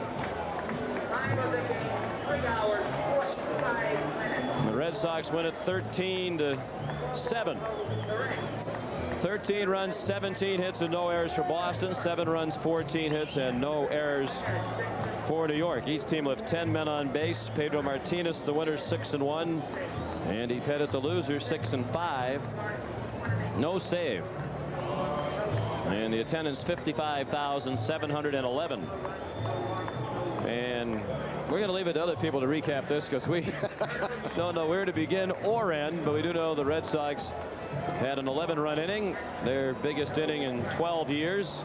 Yankees gave up 11 runs in 1 inning, the most that they had surrendered in an inning in almost 55 years.